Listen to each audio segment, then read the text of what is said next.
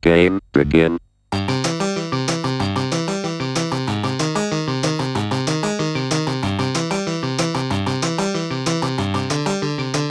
Oh, I was just gonna do like a random analysis, but the top 8, right, was first was Andy, right, with the Rector Future Sight deck.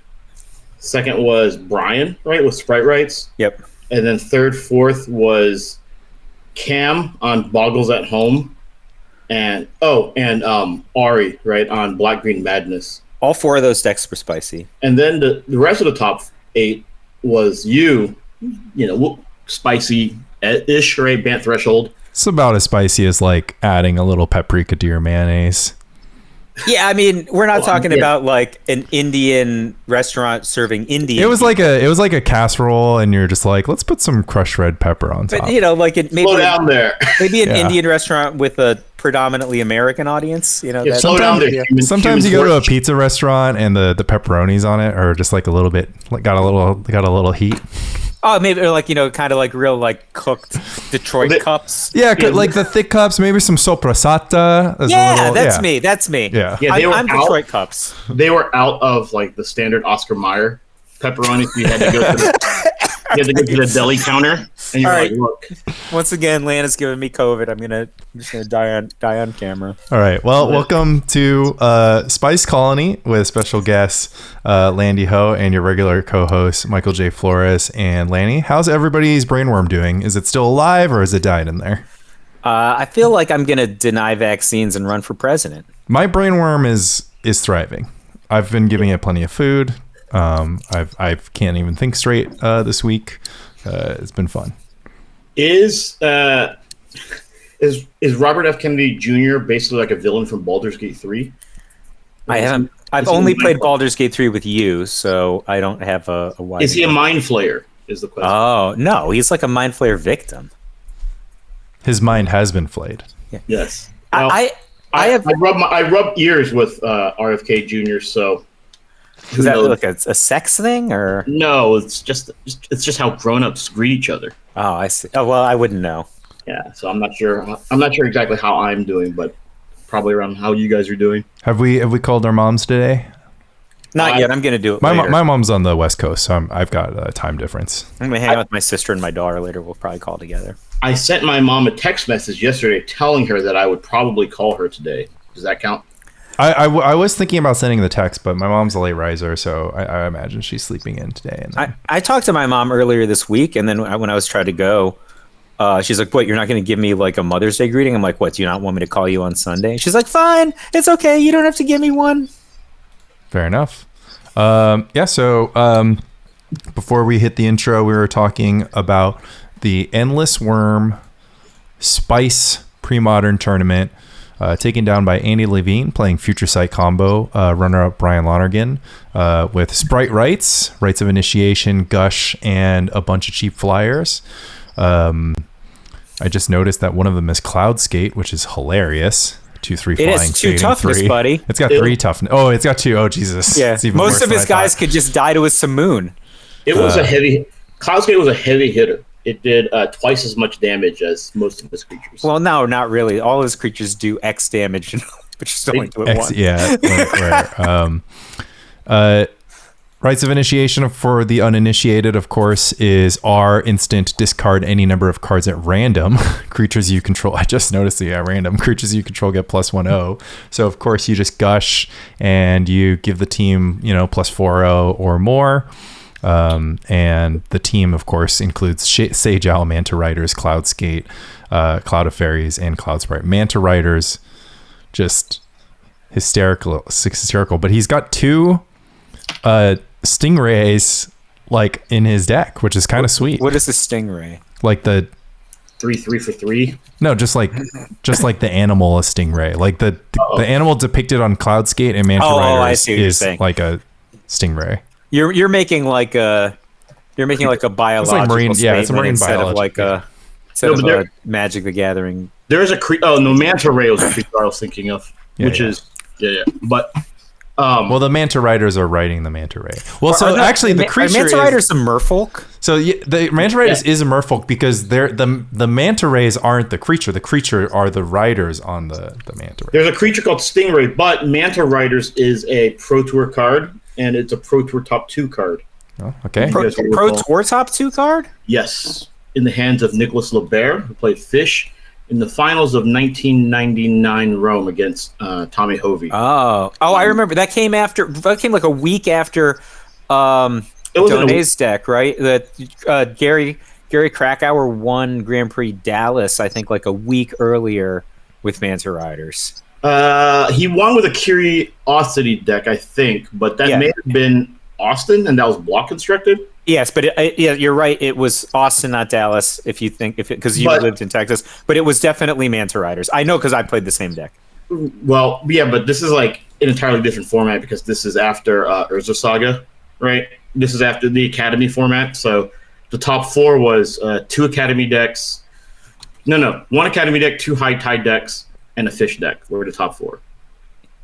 And Sven Spark Jutson, I think, got 11th with a better Fish deck with no Mana Riders, but also Curiosities. So it was not a great tournament to play Survival.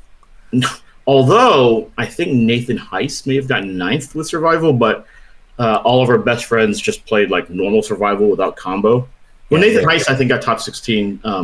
David Humphreys got top 10 with. But he was Great Whale, Free Willy, not Survival. And I believe Heiss's deck, like you, as a great segue, had the card Mannequin in it, despite the fact that he was playing Extended. He had Mannequin in his Survival deck. Well, I have very specific reasons for playing Mannequin in my Spice deck, but I'm not sure why he played Mannequin. He liked Mannequin. Okay, he's a fool. He won a PTQ, an extended PTQ once with 4 Wall of Heat, and people are like, "Why did you play Wall of Heat?" And he's just like, "It's a 2/6." He read the card. Yeah, my favorite defense. 2/6 can't attack, and he won the PTQ, so there's really no fighting with him, right? Like, but you could have Wall of Heat. Yeah, I mean, like as a note on your favorite defense, Lanny, this was like out of hand when people were just throwing in Planeswalkers into decks, and we were like, well, why is this in the deck? It's like, well, they're talking about Chandra, Torch of Defiance, and like, well, you can get mana with it, right? You could target a creature and like just kill it, so it's like border, it's creature removal. We're like, oh my god. I need to hear more. So, Lan, you made the top 8 playing Pattern Rector combo, and I actually do need to know about this Mannequin because. So I will note that even though I burned out in the top 8, I was the top seed. So just wanted to mention that. Yeah, your deck is pretty sweet. So all you need is a sacrifice outlet, either Goblin Bombardment or Altar of Dementia, a creature in play, and a Pattern of Rebirth attached to that creature. So is Mannequin just I don't know. Surely Wall of Roots is better. Yeah. So the thing was, I wanted to play 4 Enlightened Tutors, and during playtesting, aka goldfishing, sometimes I would get tutor flooded, and I thought it would be great if you could sometimes cash in a tutor for a creature, right, to sacrifice, or to get mana ramping, or to get a land. So that's why I have 1 Lotus Petal and 1 Mannequin. I thought Land's argument that you could use Enlightened Tutor to get a land, and then the card that he chose to get as the land being Lotus Petal is a very interesting line of thought. It's a very immediate sort of line of thought, because if you tutor for this land, like, you kind of close out the game. You have to, right? Right. I mean, like, obviously. Yeah, you just spent 2 cards to get exactly 1 mana. You better win. Yeah. Well, it's like those situations where if they tap out and you're short 1 land, right? You have like. Yeah. I mean, so the Angry Hermit deck used to, still does run 1 Elvish Spirit Guide, because sometimes you need a Worldly Tutor for that Elvish Spirit Guide. And same thing with Hermit Feb. Hermit Feb will survival up an Elvish Spirit Guide just to make combo turns work. So I like that. I think I threw up a little in my mouth thinking about Enlightening Tutor for Mannequin, but if you don't have the Mannequin, you're not going to be able to cast a creature in some spots. So stands to reason. it's not a value deck, right? Like I'm not like trying to grind out my opponents. Like Brian Lonergan in the first round, eventual finalist Brian Lonergan. We played in the first round, and in game one he was like putting like very minuscule pressure on me, and he just like taps out to like do something, and then he just like died on the spot. And he was like, "Oh, had I known what your deck did, I wouldn't have." I would have held back the deck lists were public. Yeah, but he was, but like my deck wasn't super transparent. Like even you were like, I'm not really sure what your deck does. I asked you.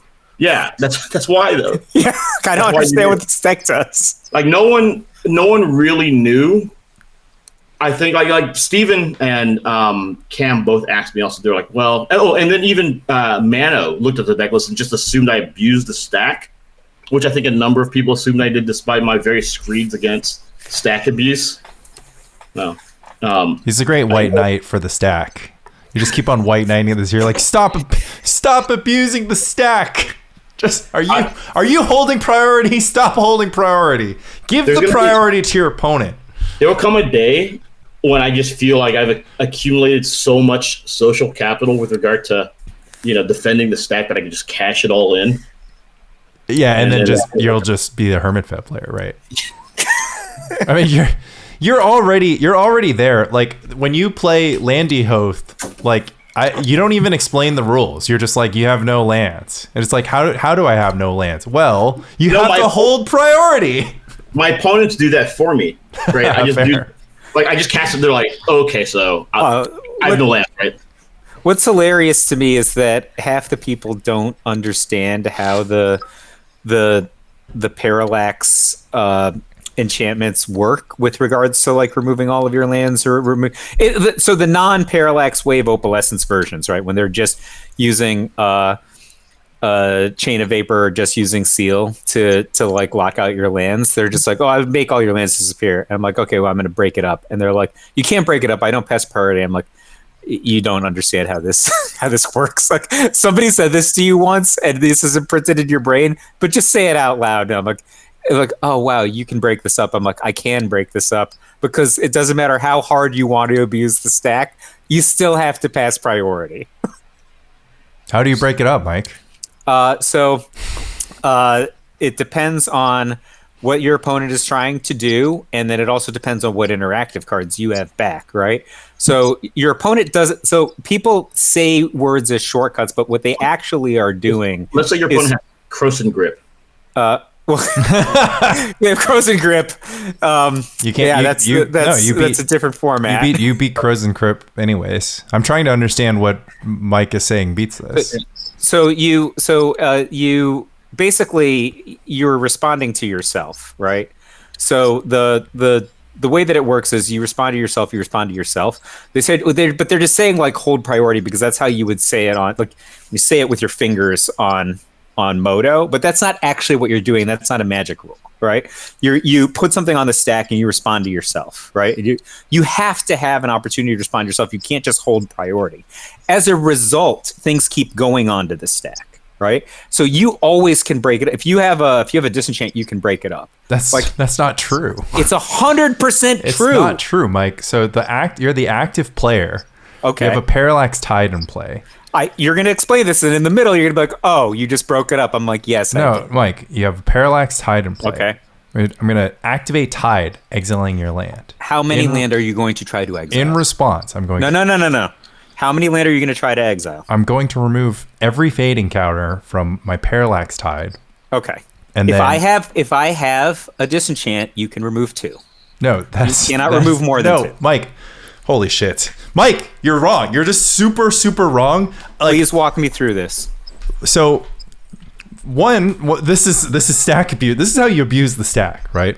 So, let's just use another example, right? So no. Use this example, and then you was like, I can remove 2 lands. Is going to be what happens at the end. So you put 5 Parallax Tide activations on the stack. You cannot put 5 Parallax Tide activations on the stack. That is not how the rules of Magic work. Yes, it is. You Mike, can put 1 on the stack. Yes, it is. Okay, Landy, this is what happens. So I put 1 on the stack. I put 1 on the stack. I put 1 on the stack. In response, I disenchant. No, okay?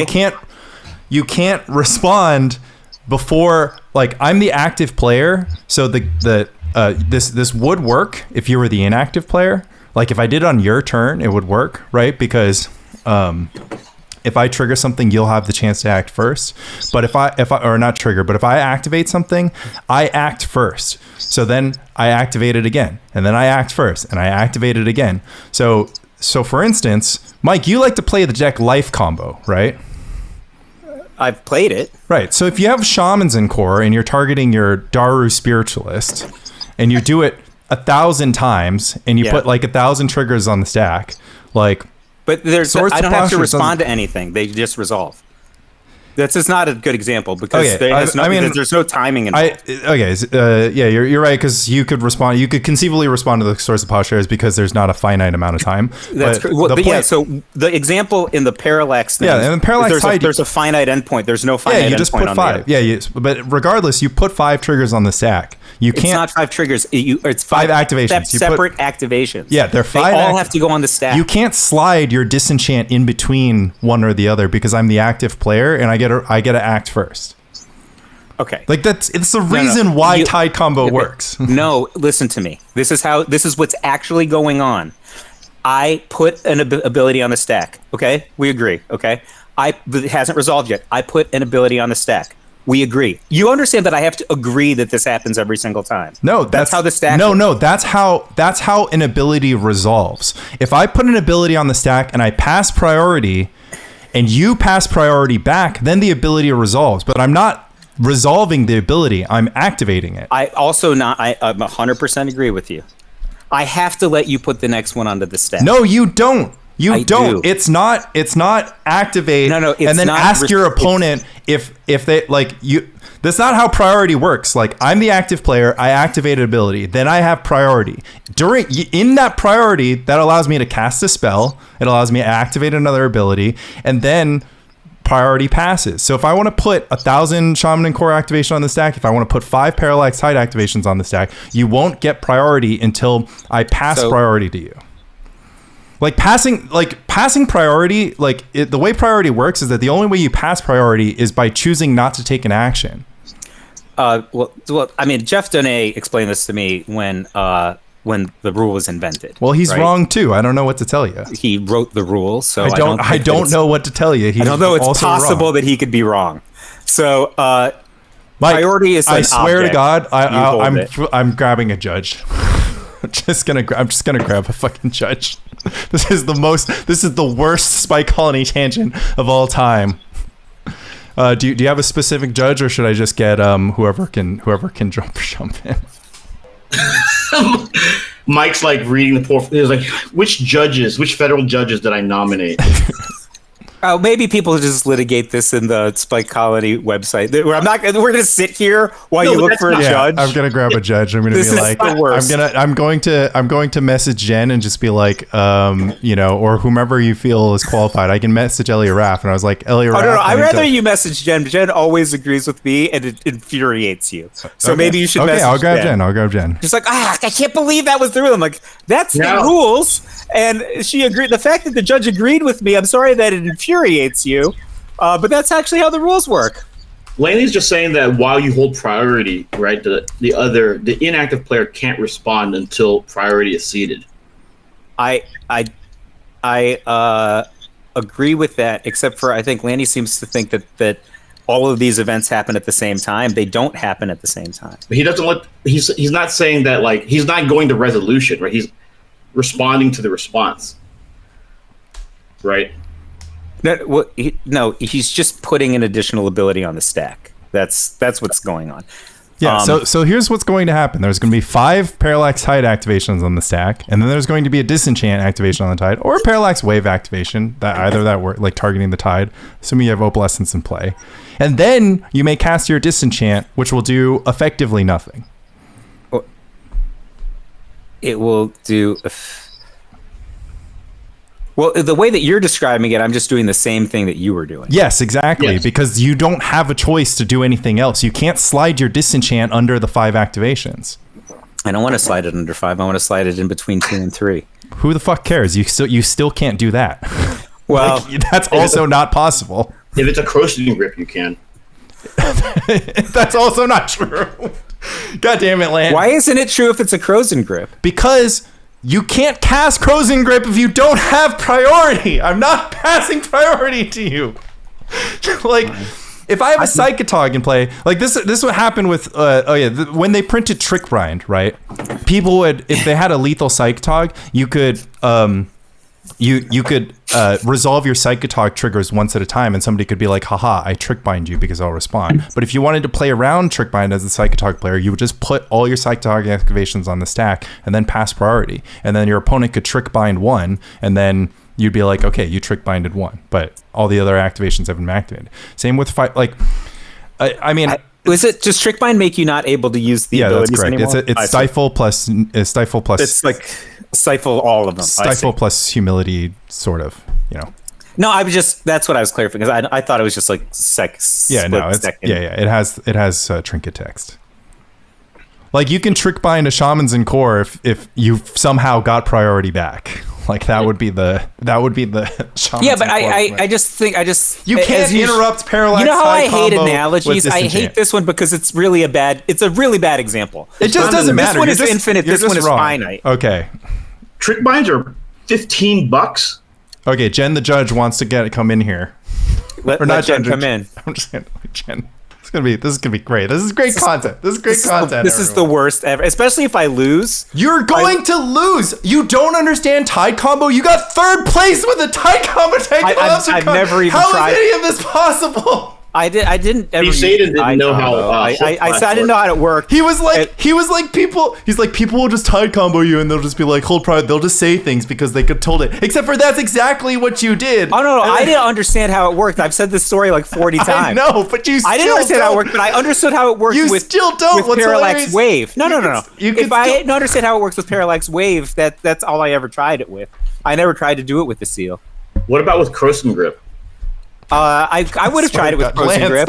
Stop trolling. Okay. We need to get this through. I thought you said Jenn the Judge was coming in. Jenn the Judge is coming in.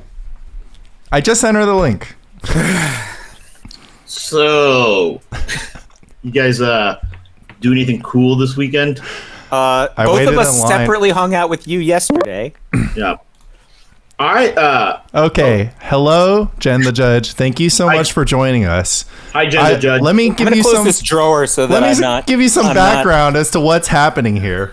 Jen, I'd just like to remind you that you've always agreed with me. So every time I've ever asked, I can't even. Don't worry about the things that Lanny says. I almost want to pull up playback of this argument because one of the things. Why do that? Present the arguments. Present the arguments without who's presenting them. I want to humiliate Michael J. But you can do that at the great reveal. Oh, okay. So somebody on this call made a statement. A mystery character. Made a statement. He said, people, they think that they can hold priority, but they don't actually know what that means. Oh, I did not say that. I mean, somebody did not say that. I said that people don't know how the rules work. Yeah, I don't know. I didn't say it was you, Mike. Well, we're agreeing that I didn't say that then. Sure. Okay, well, Mike, why don't you speak for the anonymous person? All right, how about I'll just put it in a way that Jenn can simply answer. Is that okay? Okay. So, Jenn, are you familiar with the rules level errata reversal on the Parallax? Irrelevant. No, I just on Parallax specifically. No, irrelevant. The rules level errata was on Parallax Wave that said Parallax Wave must target another. Well, Parallax Tide can't get turned into a land so they didn't need a rules level errata on Parallax Tide because there's no world in which Parallax Tide could target itself. I'm gonna make a new deck that it becomes a land just so I can humiliate. I don't even know you think you can make it a land.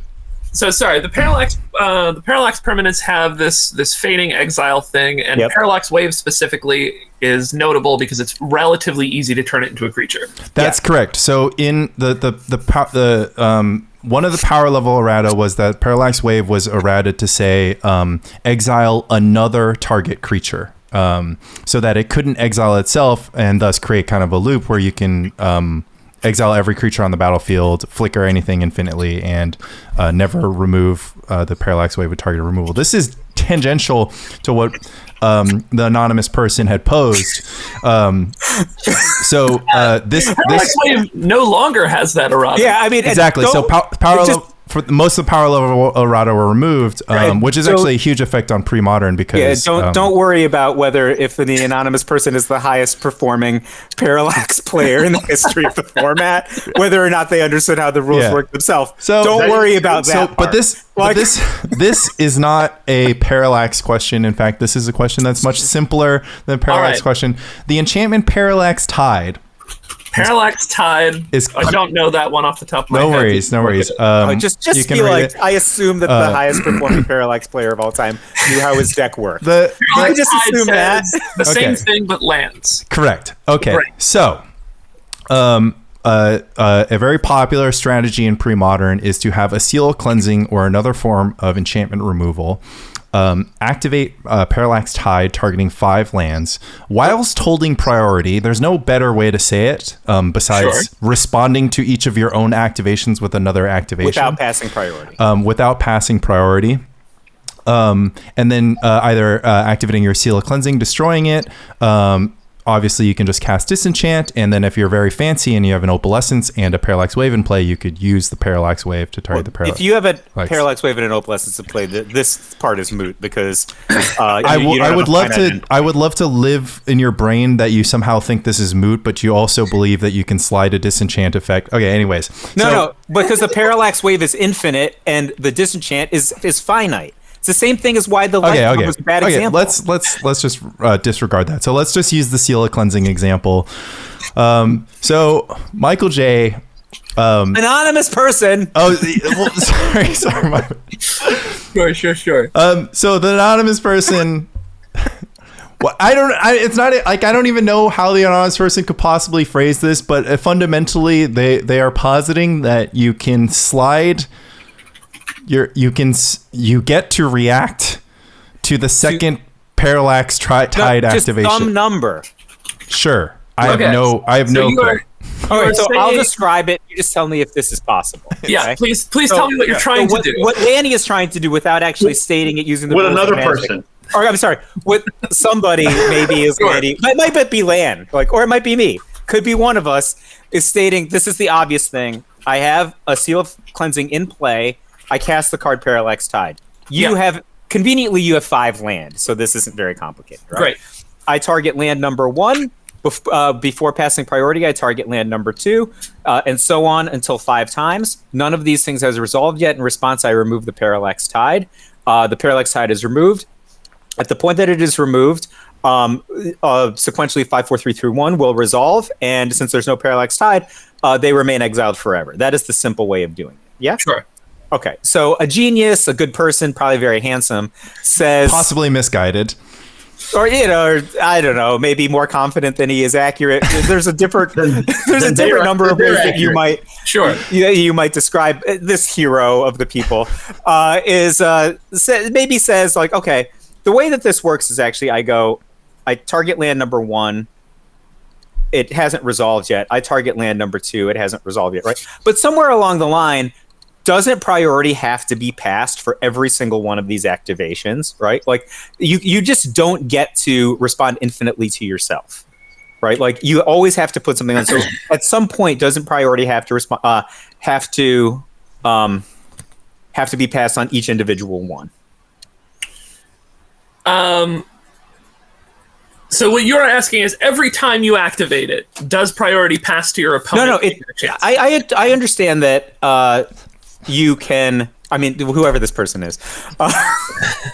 Ladies, okay, this is an audio podcast, so you can't see the faces. And I don't know, it looks like somebody nut punched Lanny. That's what it looks like to me. He's like, his face is all crinkled up. He's like leaning over to the side. He's holding his head. All right, so is this person human or not? Random person attempting to do.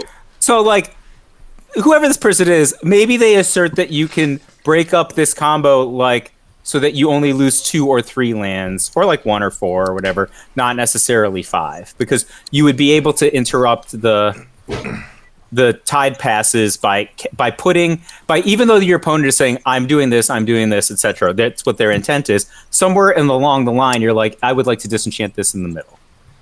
Is that a feasible concept in Magic the Gathering rules? Is the same player who is doing the parallax tide things attempting to disenchant? That's correct. The player has the Seal of Cleansing in play. The typical pattern is exile 5 lands. Yeah. Thing. Great. So you are saying, can I do it early? Somebody is saying, yeah. Somebody is saying, can I do it early to pick a number of lands? A non-5, yeah. Is it 5? Yeah. So if a player has priority when they cast a spell, activate an ability, or take a special action, they receive priority afterwards. You are activating an ability. You receive priority, hence how you can hold priority. It doesn't actually matter what you do in that case. You have priority. You are free to either activate Parallax Tide again, or you can disenchant Parallax Tide. However, when you disenchant Parallax Tide's second leaves the battlefield ability will go on the stack. So the question is, the other player never has the opportunity to take any action prior to the Seal of Cleansing being activated. Right. If you are holding priority, you don't need to do the same thing. You effectively can do any number of things you can do at instant speed, and then say, that's all the things I'm adding to the stack. Do you have any responses? Yeah, if you had a treetop village, you could just be like, I'm gonna go wave targeting or tide targeting your land, for fun. I'm gonna activate treetop village, and then after that, I'm gonna tide targeting your land. I'm going to cast brainstorm. But DQ. You couldn't have the treetop village actually resolve, right? You just put it on the stack. But the ability would go on the stack. Yeah. Right, but Mike, if you were playing Moto with someone in the same room and they were trying to do this, you could run over and hit their keyboard. Yeah, you could literally stop them from holding priority. Right. Yeah. I mean, you're just literally describing Korean StarCraft tactics now. You could just make them that's literally Yeah. Well, that's what you're. Servers are physical objects. Well, that's what you're trying to do, right? In the physical game of Magic. Well, okay, so this is what I think has happened. Mike has sort of invented a layer of priority that's above priority, where it's just where you activate an ability, and you're like, I'm going to respond to this ability, but if you want to respond, just let me know. And I'll pass priority back to you, and then you can pass back priority to me, and then I'll continue on with my response. He's wedging a priority pass where there isn't one. Interestingly, I won a PTQ this way.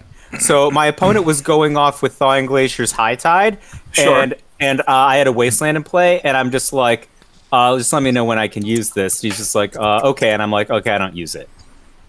Because if I had used it, he would have been able to keep going. Yeah, but instead I said, I don't use it. So this is then I looked at the level 4 judge at the mongrel? table, and he was just just nodded, and he's just like, yes. So by you saying that, you are implicitly asking, let me know when you are passing priority. No, I just was playing with my Wasteland. I'm like, just let me know when I can use this. So by saying that. Yeah. And this is the rules as they exist today. I don't know what the rules were at the time. There's a level 4 judge at the table. Mike should just be banned. Just do it. Just do it now. Can you write the charter? How am I getting banned with a story with a level 4 judge at the table? Ruled in my favor. No, I think the judge in that case was correct. You are asking, when do I get priority? Your opponent says now. You say, okay, I don't do anything. That's fine. Yeah. Seems fine. It's a what color is your mongrel situation. Anyways. Can I vote you? Yeah. Yeah. Mike, do you understand priority now, or are you still struggling? I think that Jeff Donay might have explained it to me wrong. That's the thing that's super. That's weird. Call him. Can we get him on the call? It's weird. The direction the finger's being pointed. I think. Also, I won a meetup because I stopped SWB from doing exactly the thing that you're talking about because I thought that I was right. Yeah. And then Steven told me, he was like, I think Mike cheated me, but yeah, and I clearly did not understand. Yeah, I know. I could be wrong. I've never played on the Pro Tour. Yeah, that's the logic that Mike uses. Of all the people on this call, who's I'm not. Never mind. I mean, Lance. Does that make sense in the way that I described it? Yeah, I mean, Lanny had just tried. What about the way that Lanny described it? Does that make sense? Or some horrible person. Some in the person. call. Whoever Yeah, that Some was. a some mystery nondescript character. person who may or may not be on this call. Jen, I'd like to thank you very much for your contribution to the pre-modern community. I'm happy that you've got the pre-modern bug that I saw in the Discord. And when are we going to have meetups at your store again? It's conveniently 10 minutes from my house. Which store? I thought don't you just work at the Strat? Not anymore. Oh, I'm sorry. I took over running Magic at Hexen Company. Okay. Which The Hexen Company and the Strat, aren't they sister stores? Sister stores. They share one owner, but not both. Okay. is it the Hexen Co at Union Square? I run the Magic program at all 3 Hex locations. One of them's like conveniently near Land's house, right? I think it's Union Square and Upper East Side are both like about the same, roughly. Okay. Of note to the pre-modern community, nothing is finalized, but something that I have been working on is I was considering running a pre-modern winnow box because I have a box of Invasion. Yeah, but I just saw that the Apocalypse boosters joined the. Yeah, so the it's either going to be Invasion that or I'm going boosters. to do IPA drafts. With them. Yeah, I'm not sure. I'm gonna tell you, just do the IPA draft. That is just like maximum joy. If there's a topic of IPA draft, and Lan and I are both in the room, the same story gets told and has been told every single time for the last 24 years. So you might as well tell the story, Lan. Well, it is true that we did a 3v3 draft and Mike was to my left. And I was just like, well, this player is a noted donkey, so I'm really going to fuck him over pretty bad. And I opened the pack, and then there was a probe in the pack and an annihilate. And I was like, I know exactly how this is going. So I put the probe and I passed the annihilate to Mike. And unbeknownst to Mike, right, Mike's like, oh my God, Lan is so bad at Magic that he passed me this really good black spell. But I cut Mike off from Grixis, and Mike ended up with perfect 6/6/6 mana playing Mardu, right? Which was not a color combination. Yeah, so this was like the color combination of last resort, and he had bears of every single like he had Spirit Warrior color combination, right? Spirit Warrior, Shivan Zombie, and Goblin Legionnaires all. Which are all great bears. You just don't want them all in the same like deck. Spirit Warrior is like white black was just not very good. Oh yeah. But like Shivan Zombie and Goblin Legion are both A+ bears. Better than average. Yeah, but another story that gets from this draft that gets slightly washed away was like Kibler had Dromar's Attendant, and he sacrificed it to get Dromar into play. And then Did he hold priority or?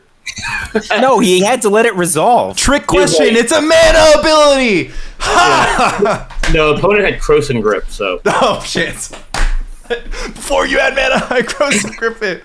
Guess what? I can respond to the Croson Grip by putting. Wait, actually, that's a good question. Can I put mana in my mana pool if something gets Croson Grip? Like if somebody Croson Grips my Chromatic Sphere, can I activate it?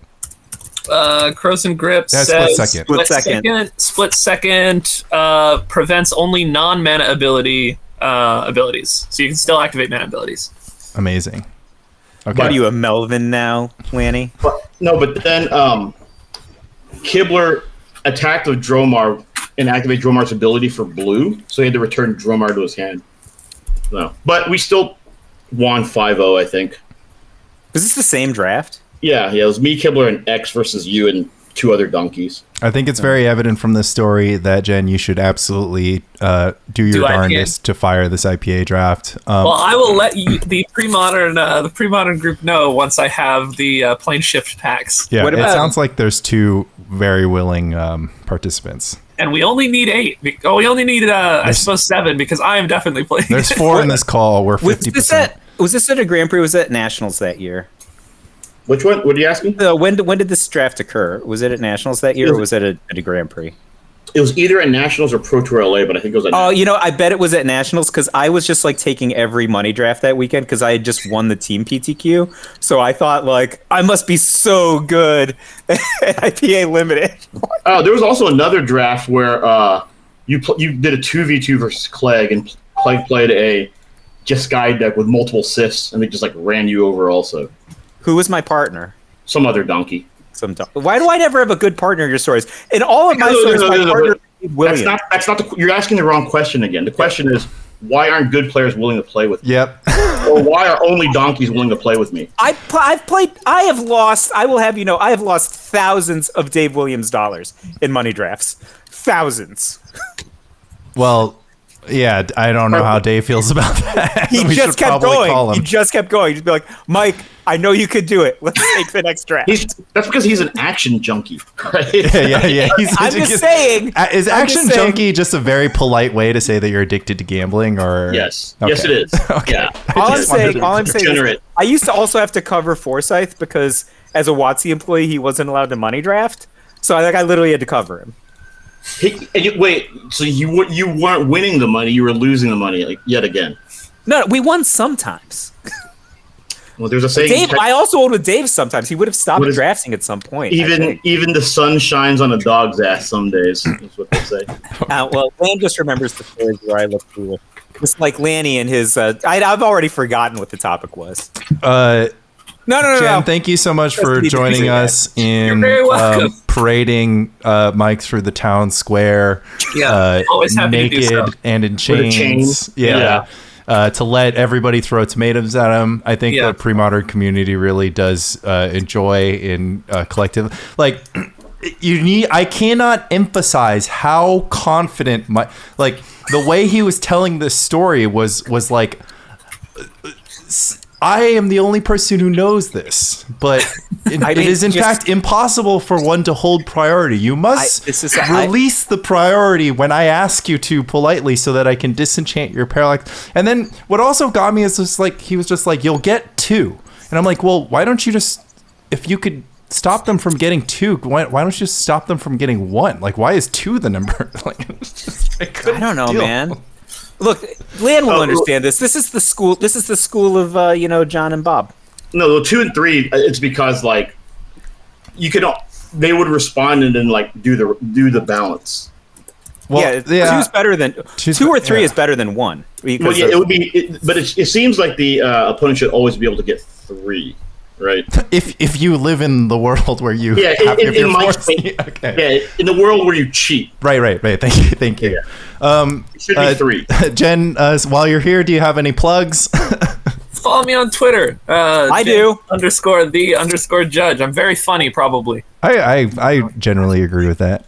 And what are judges for if not for embarrassing your friends live in front of a bunch of people? Yeah, I mean roughly 800 on average. All right, that's a good audience. Yeah.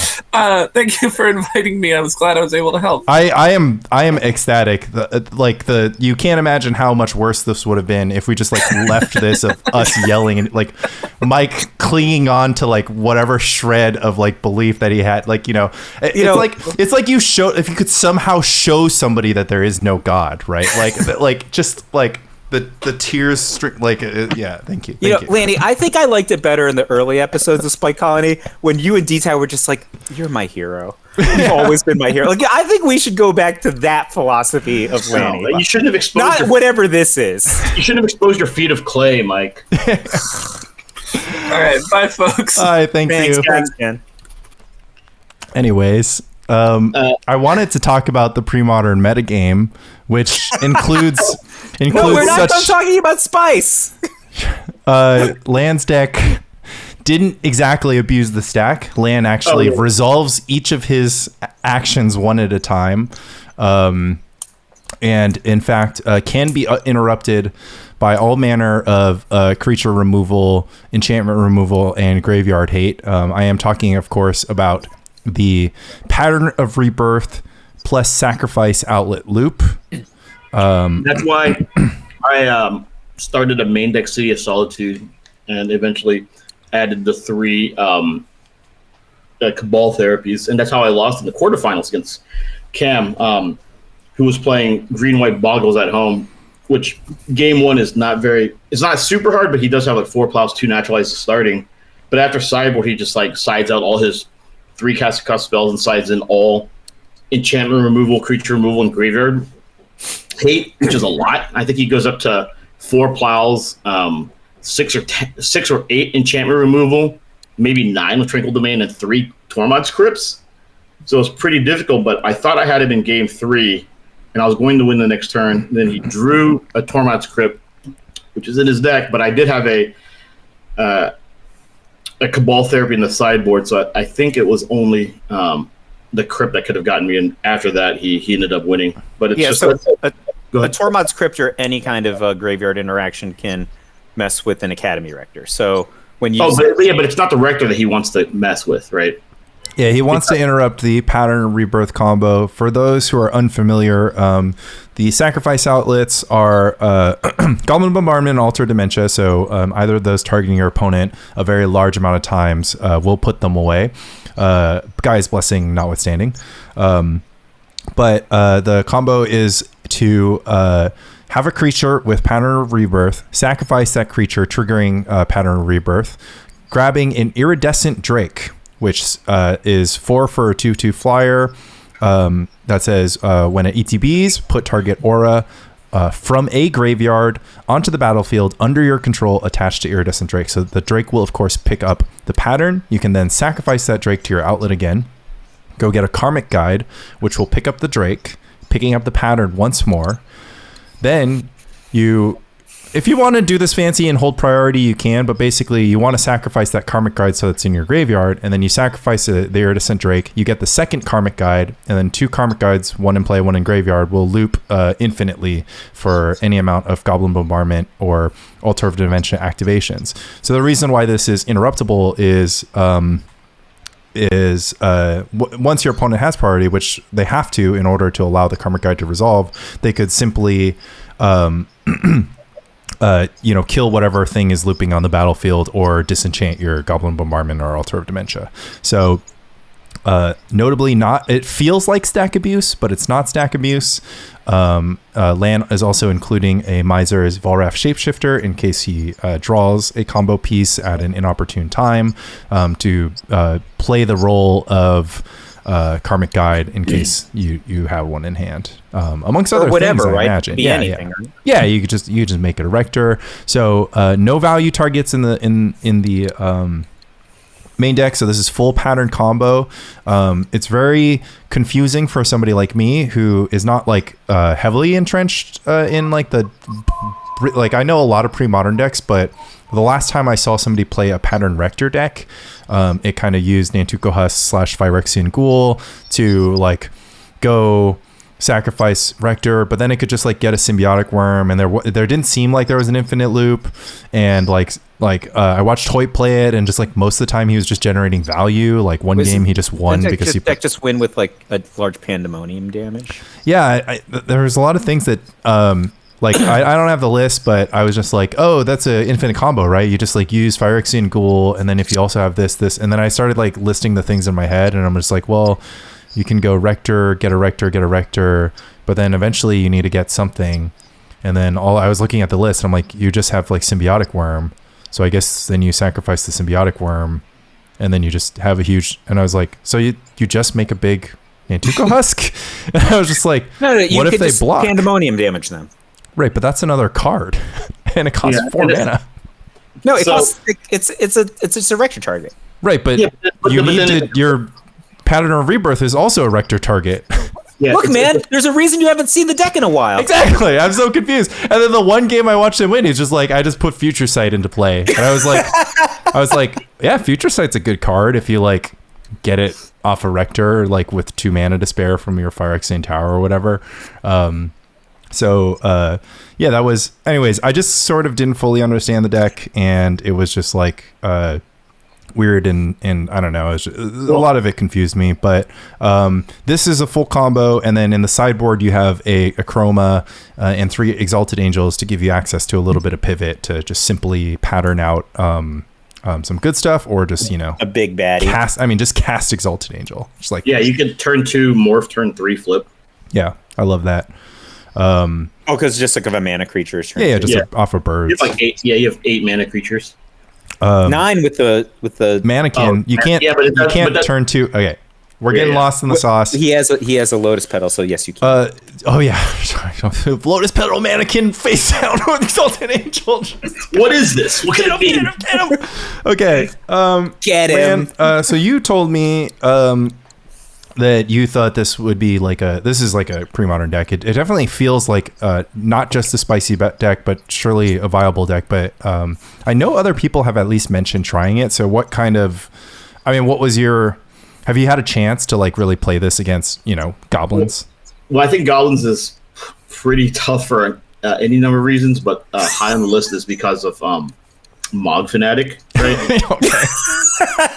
the thing is, like, you would have to change the deck. So when I was building it for Spice, I made the goal of making the deck like as low to the ground as possible, right? Like, so I took out like the Walls of Roots and other such cards because that couldn't help me get a turn 3 kill.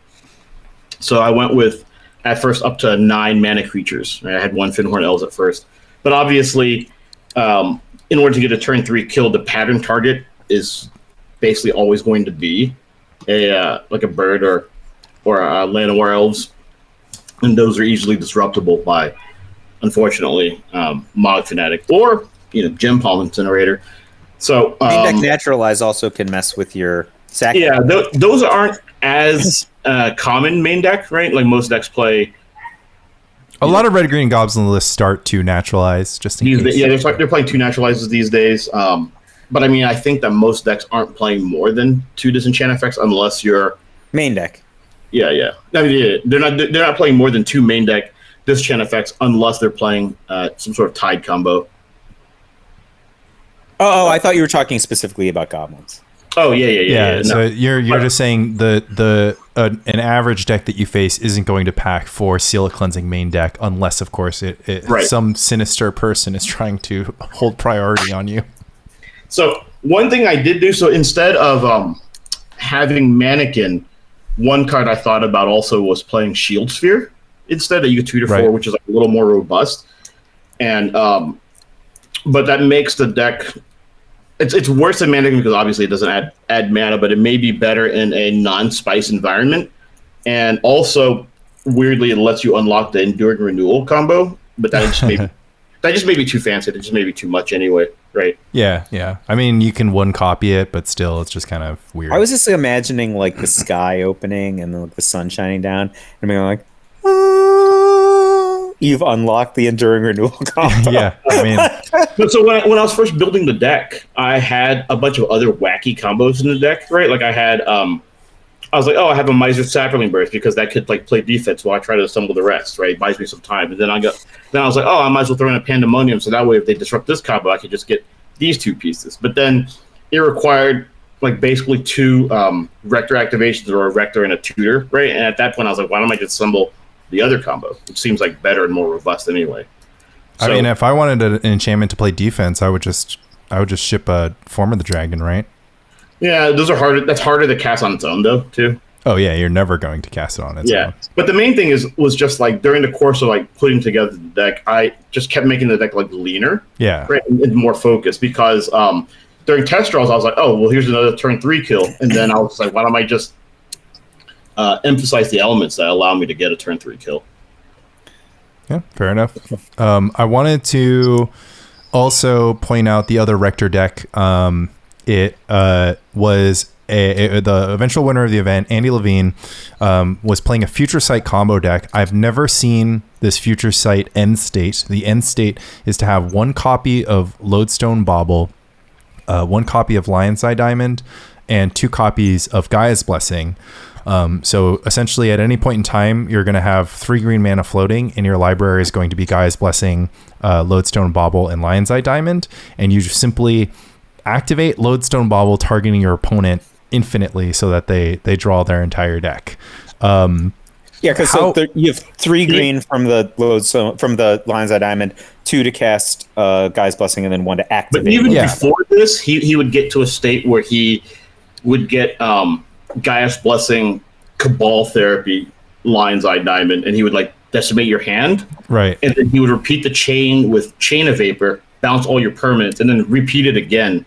Right. With Cabal Therapy, decimating all the permanents that he returned to your hand. Right. So. Oh, you wouldn't want to, because then they could just chain back, targeting our Future Sight, right? Is it sacrifice non? It sacrifice if you Chain of Vapor an opponent's thing, they can sacrifice a land to then target you. You sacrifice a land to target the future sight. Yeah. So maybe Andy just explained that he could just do something and everyone believed him. Maybe he had priority. Maybe Mike was standing behind him, and it was actually an Andy ventriloquist doll. Lodestone Bauble for the uninitiated is a 0 mana artifact that says 1 tap to sacrifice, put up to 4 target basic land cards from a player's graveyard on top of their library in any order. That player draws a card. So of course you're not targeting lands, you're just forcing them to get the slow trip. So it's 1 net mana to do. What really confused me, Andy explained the deck to me, and he's like, you just get Future Sight in play, and you use the card Ancestral Knowledge to thin out most of the land from your deck, and you should just be able to loop through using Squandered Resources and Lion's Eye Diamonds and Lotus Petals. And I was just like, man, it seemed to me crazy that he could possibly get his deck to 0. Ancestral Knowledge, of course, is 1 in a blue for an enchantment. When it ETBs, look at the top 10 of your library, exile any number of them, and then put the remainder in any order. And then when it leaves the battlefield, you shuffle your library. So you get kind of a split mana severance plus stacking your LEDs and Lotus Petals in front of cards that you can cast. So it helped him basically, once the Future Sight is in play, rip through his entire deck, of course, until he got to that 5-card state. So it seemed very unlikely. We also have Veteran Explorer to kind of get us up on the mana, and of course just be redundant like Cabal Therapy use, and Academy of Rector, of course, to put this Future Sight in play. So really impressive stuff.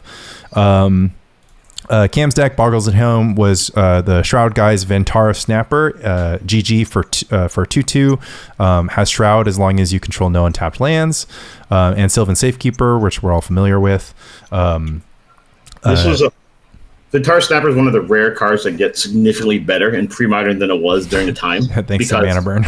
Yeah. Yeah, absolutely. Notable enchantments for Briar Shield. Love that. 1G for enchanted creature gets +1/+1, but then you can sacrifice it to giant growth that creature. Rancor, of course, for Armadillo Cloak. 2 Elephant Guide and 2 Ancestral Mask. Enchanted creature gets +2/+2 for each other enchantment on the battlefield, counting your opponents, which is hilarious. A Replenish, gotta have that. And then, of course, 1 Endless Worm as an additional creature, a tribute to the name of the tournament. 5 for a 9/9 trample. During your upkeep, sacrifice an enchantment or sacrifice Endless Worm. So that is going to love hanging out with the Rancor. Black Green Madness was pretty cool. Just had all the black and green Madness cards. But the funniest one was Psychotic Haze, which I heard got a few people. I'm shocked that he beat. He lost to Brian in the semis because Brian was playing mono. 1/1. Yeah. And he had 4 Psychotic Hazes in his deck. Are Brian and Ari they live near each other? Or are they I'm not sure, but they both do travel from out of town. Brian comes in from Connecticut. But yeah, Mike just played Threshold. I just played Threshold. It was blue and green cards, all of them borderline playable. Nimble Mongoose, Werebear, 2 Mystic Snake, a couple mana leaks, some counter spells, Mental Note, of course, Intuition, of course, 3 Deep Analysis, love to see it, 4 Caller Herd, 4 Rampant Growth, and 3 Upheaval, 23 lands. Light White Splash for sideboard Worship, Ray of Revelation, no Sword Splash. Oh, so you just didn't have Sword Splashes at all? No, because Lan yelled at me because he said, decks have been posted. Oh, yeah, Mike submitted his deck, and then he was just like, well, I'm going to make some changes to it. And but I said I was going to make the changes before I posted my deck. It was really unethical after everyone else everyone else already submitted their decks. You can't change your deck after. I mean, Brian did. Yeah, it's unethical. Right? I mean, Dragonzord played a sideboard. Again, unethical. But I try to hold my friends accountable. Yeah, it's very well. So you got Dumbo Drop in there. You've got Nimble Mongoose Werebear. You've got a little bit of Upheaval Nimble Mongoose. What I really cared about was the Worship combo in the sideboard with my planes. I was pretty proud of that. Yeah, just splashing through Worship. You can Intuition for Worship, and of course Nimble Mongoose plus Worship gets all the red decks, some of which were played. Sunny's deck, of course, was extremely exciting. It's just I actually want to say I had the dream where Sunny just I had counterspelled Sunny's first food chain. He didn't have anything going on, so he just sent Rafellos into my 1/1 Nimble Mongoose. And you mental noted? Intuition into mental notes. Oh, and then wow. mental noted, which is, he's just like, oh, because I had nothing, right? And then intuition into mental notes, he's just like, oh no, I'm like, oh yes. That's sick. Some people had spice in their deck is what I'm saying. Yeah, like I said, a couple, like Sonny got like a singular seed of a jalapeno. I played my domain deck. It didn't go very well. Deck's not very good. Not much to speak of there. I'll continue trying to figure out what works with that. But yeah, I mean, it was a fun event. People, bringing fun cards and low stakes. We just did stamped cards. We just did charity donation, and Sonny, of course, got RK Post to sign and alter some amazing playmats with various dune worms. And I played against one of those playmats. I played against one of those playmats this past week at the meetup. Yeah. Oh yeah. Oh, and the last top 8 deck that wasn't mentioned was Chris's nut stack deck. Oh right, a smokestack squirrel deck. I lost to that deck in the Swiss. That was my Swiss loss. Yeah, that was pretty fun. 4 Chowder of the Squirrel, 3 Smokestack, various squirrel payoffs, including Squirrel Mob, +1/+1 for each other squirrel, Squirrel Wrangler, Human Druid, sack a land, make 2 squirrels, sack a land, squirrels get +1, various mana dorks, Natural Order for Phantom Neshoba, and Verdant Force in case the squirrel plan feels a little light. It's so funny, like in regular pre-modern, that's spicy, right? But in Spice, you're just like, what is this? Yeah, you're just like, come on. Would just do in pre-modern. Yeah, I mean, he's also got 3 Guys Cradle, which is I mean, come on. These decks making the top 4 with Survival of the Fittest. Some people thumbs down.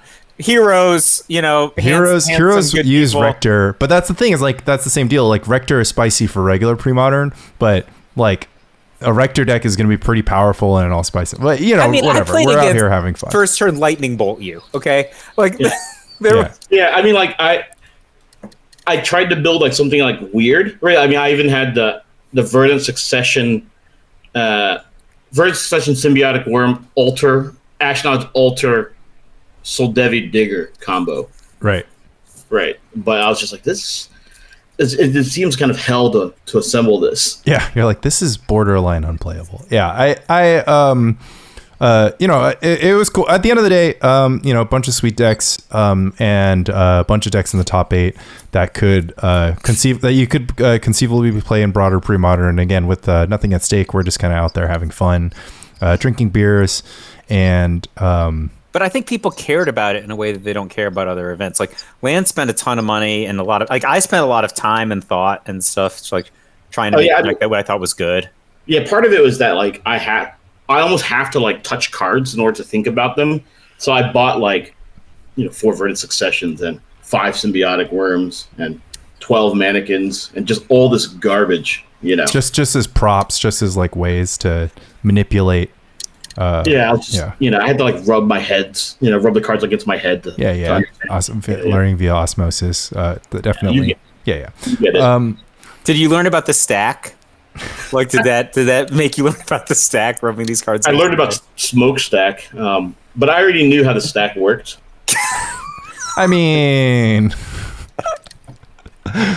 Land may or may not be guilty of the same thing of just like putting his Parallax permanents into play and just being like, hey, and then the opponent just like packs it in, and Land's just like, sweet, don't have to learn how this works yet. How do we feel about CPM? Competitive pre-modern. Oh, CPM is cost per melee. That's a widely used marketing. Used marketing term. Yeah. Lowercase c, capital PM.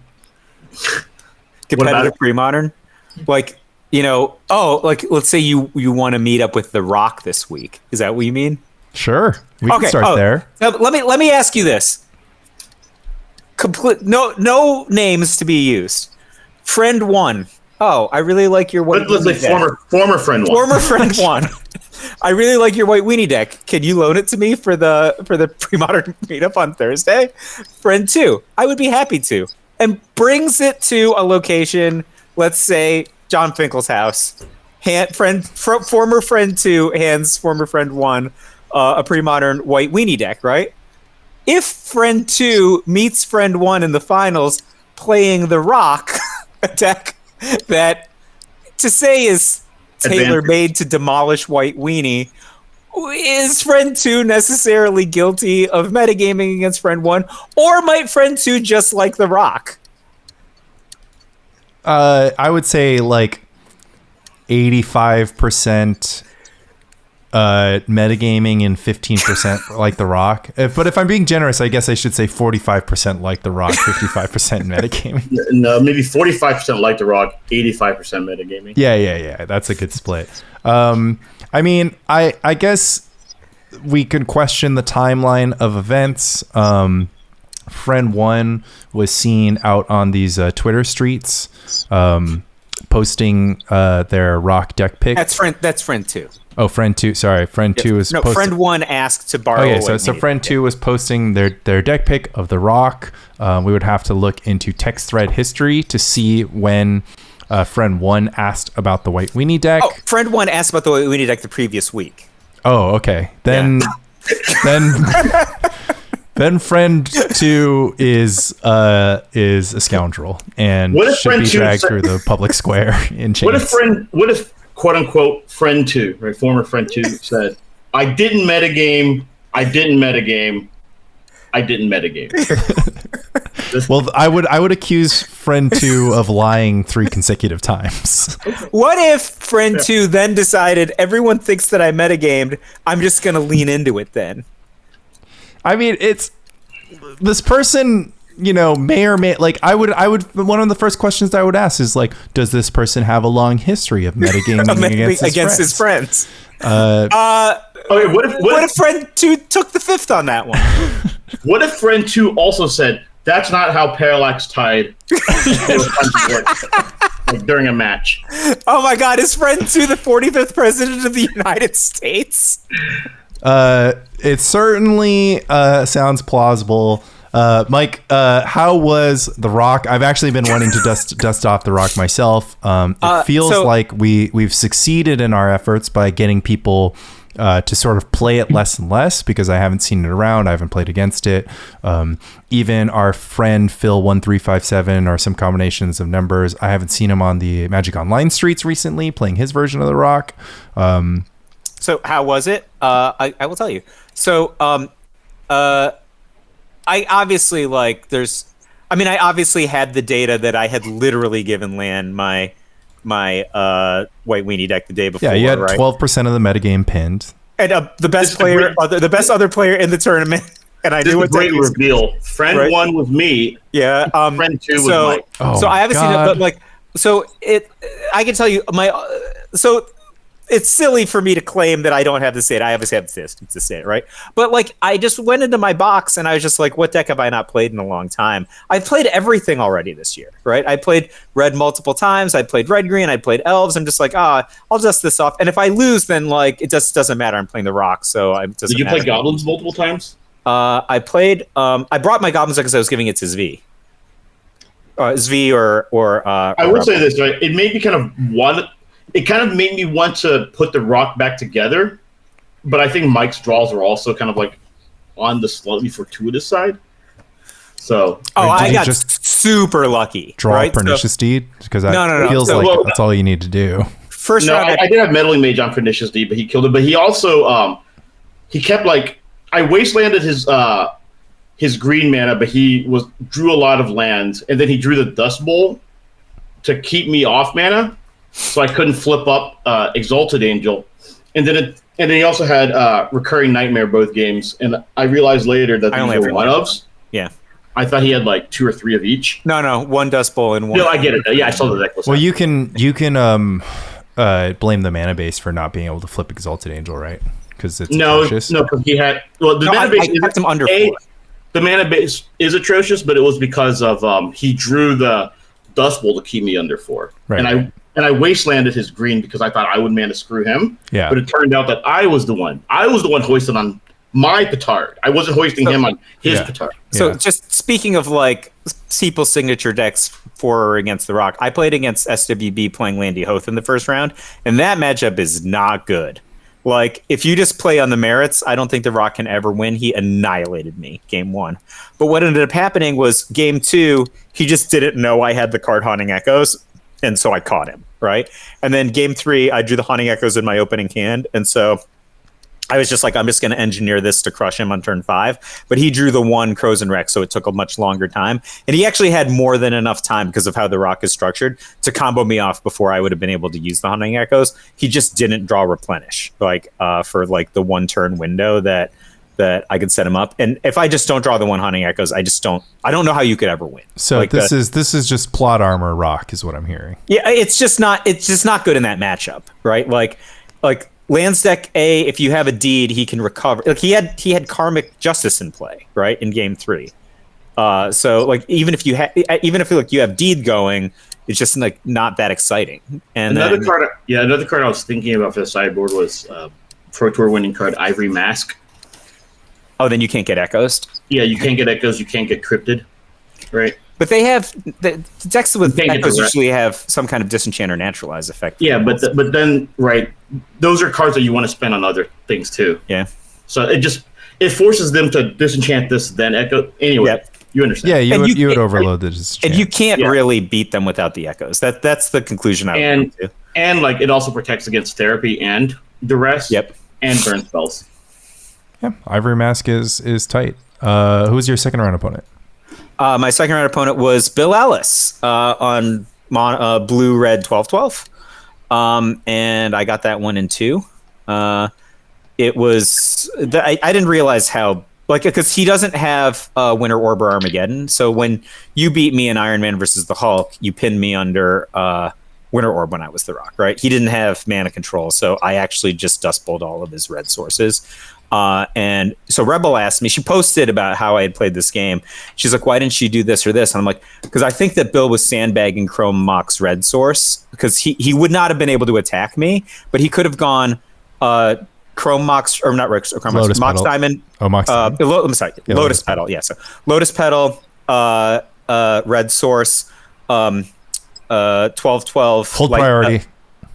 Well, no, he just puts the ability on the stack. He doesn't let the ability resolve, does he? He certainly doesn't let it resolve, right? But that he could fling and lightning bolt in the same turn, right? So I was just like, it looks like he's pinned, but I'm like, no. If he's holding a Lotus Petal, he can actually lightning bolt fling me in 1 turn for the kill. So I played so that he would have to daze my my deranged hermit. And then he chose not to daze the deranged hermit, because I'm like, oh, then he definitely is playing for this line, because otherwise you would daze the deranged hermit. Right. Yeah. So, and she's like, why did you make this plan? Because if he doesn't daze the deranged hermit, then I kill him, right? If he doesn't have it, but if he dazes the deranged hermit, then I win anyway. Because, but she didn't. She just didn't see the lightning bolt fling line. Yeah, I mean that's the main fling is the reason you play Blue Red Dreadnought. You can just kind of, especially against a deck like the Rock, you can just catch them with their pants down. One of the things that we've sort of debated about on the Rock, we're just like moving cards around. We're like, okay, you have my Elder in, out, stuff like Wall of Roots in, out. One card that we never even fancy or think about cutting from the Rock, it seems, is Ravenous Baloth. I sided it out a lot, and I left in Call of the Herd and Deranged Hermit in a lot of. So, like, I think that Ravenous Baloth is thoroughly unexciting. Like Call of the Herd card advantage is actually better than Ravenous Baloth size efficiency, and like the fact that you can just win in 1 or 2 attacks with Deranged Hermit is very compelling versus just a random 4/4. Obviously, in matchups where your life is under direct attack, Ravenous Baloth is still bad, because those people have 4 Sulfuric Vortex because they listen to the Spy Colony podcast. So I'm not sure when you would ever want Ravenous Baloth instead of Call of the Herd, to be honest. It's probably good. It just doesn't seem very good. It gives you Call of the Herd advantage, right? Because it helps you beat opposing Call of the Herd. Except for when they double block with elephants. But then you just deed their Call of the Herd for free. I had a Ravenous Baloth in play in the game that Lan was describing, and I was just like, this motherfucker's gonna flip the Exalted Angel, and we're gonna know real quick which 4-power life gain guy wins in a fight. Yeah. And he just didn't have the 4th land. Oh, there we go. So I have seen a little bit of Ravenous Baloth. I don't think it's very good. I think All the Herd is much better. Phil's trimmed it. Tomas over on Andrea Mangucci's YouTube channel, when they battled Dead Guy L versus The Rock, also played a very unique rock list. Trimmed on Cabal Therapy, trimmed on Duress, trimmed on Ravenous Baloth, and also trimmed on Pernicious Deed. How do we feel about running fewer than 4 copies of Pernicious Deed? What did he put in? I believe he was running. Did he play Allurin? No. I believe he was running a sort of reason to cut those cards. He had more of like the the Birds of Paradise Wall of Root stuff, but he also had more Call the Herd, and he had more Deranged Hermit, I think.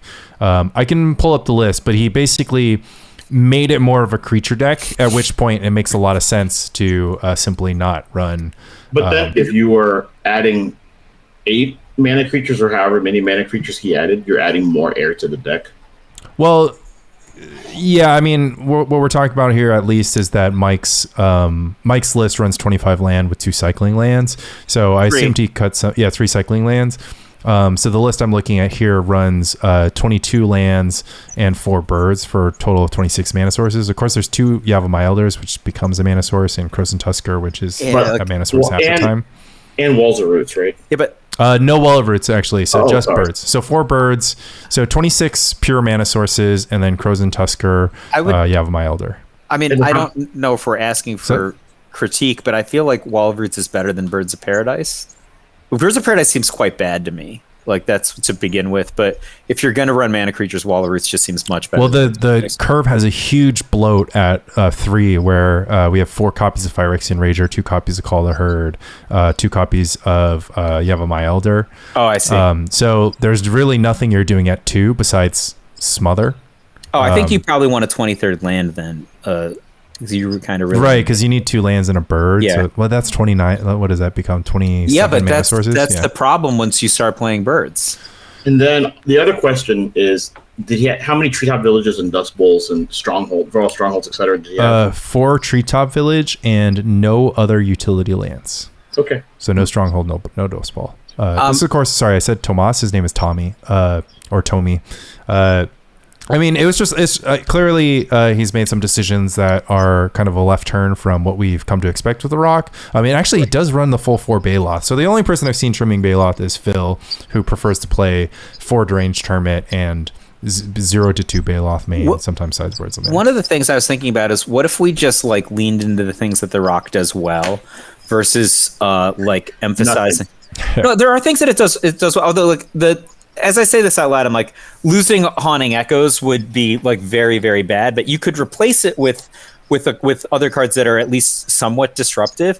And I'm inspired by Mangu's sideboarded configuration of his Elves deck. Like, is there a deck that's basically just mono green the Rock, right? So it's just all the mid-range creatures, like Wall of Blossoms, Call of the Herd, etc., Deranged Hermit, and then just doesn't lean into like the deed discard package.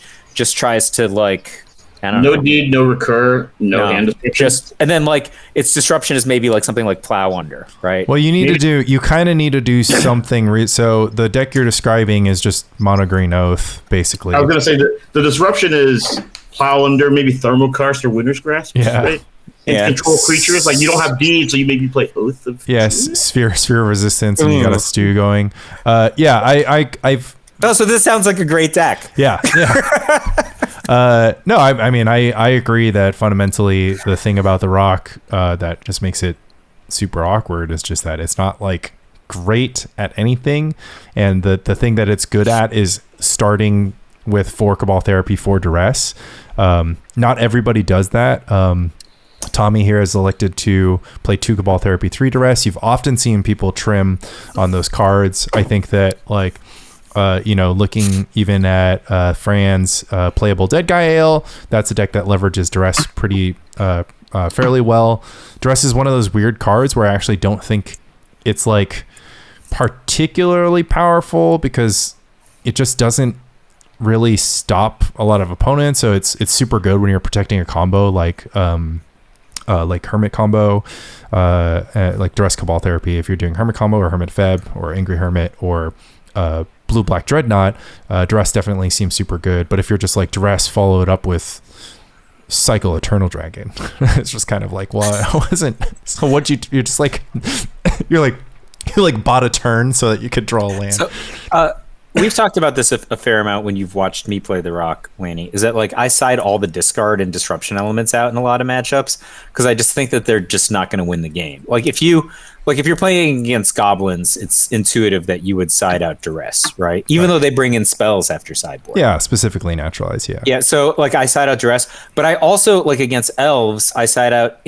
Duress and Cabal Therapy, and that one was the big surprise because Tangle Wire and Survival of the Fittest do threaten the Rock quite well. Yeah, so I was in addition to the sideboard Naturalize. But if you miss, it's catastrophically bad. But however, you're going to have all your Naturalizes in. So like it's not so different to naturalize one of those cards when they're all already on the battlefield, but it's very bad to have a line that's dictated by having Cabal Therapy in your opening hand and then whiffing with it.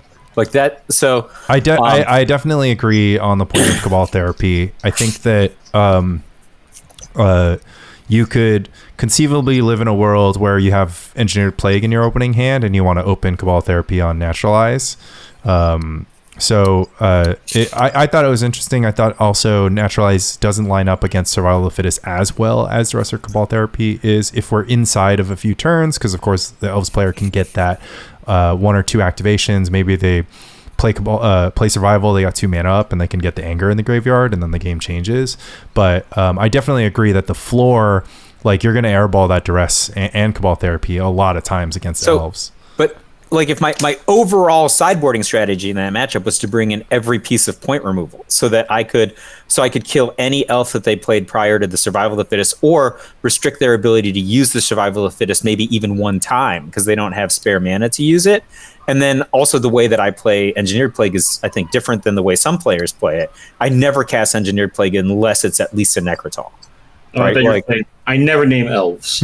no, like that's, so people. That would be an interesting thing. That would be an interesting burn, except for there's a lot of lines in which you want to name Druid. I named Insect against Spencer in the top 4 of the LobsterCon tournament. Druid, of course, cuts off Druid Lyrist from popping out of a Survival, and it kills the mana elves. Yeah, it kills every mana elf. So but I named Insect actually because he had a Wireless Symbiote in play. Yeah.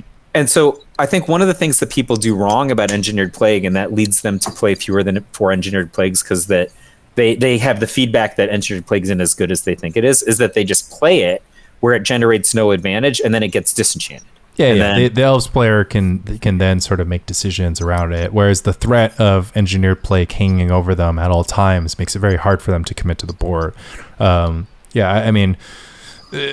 I've had that several times where it's like you could have sent it on turn 3, but if you don't send it on turn 3, sometimes they take that as an invitation to go like guy, and then you send it on turn 4, and they're like, hate this. One thing that is kind of interesting is that Mengucci feels very strongly that you don't play Anger in Elves. Well, he doesn't have a mountain.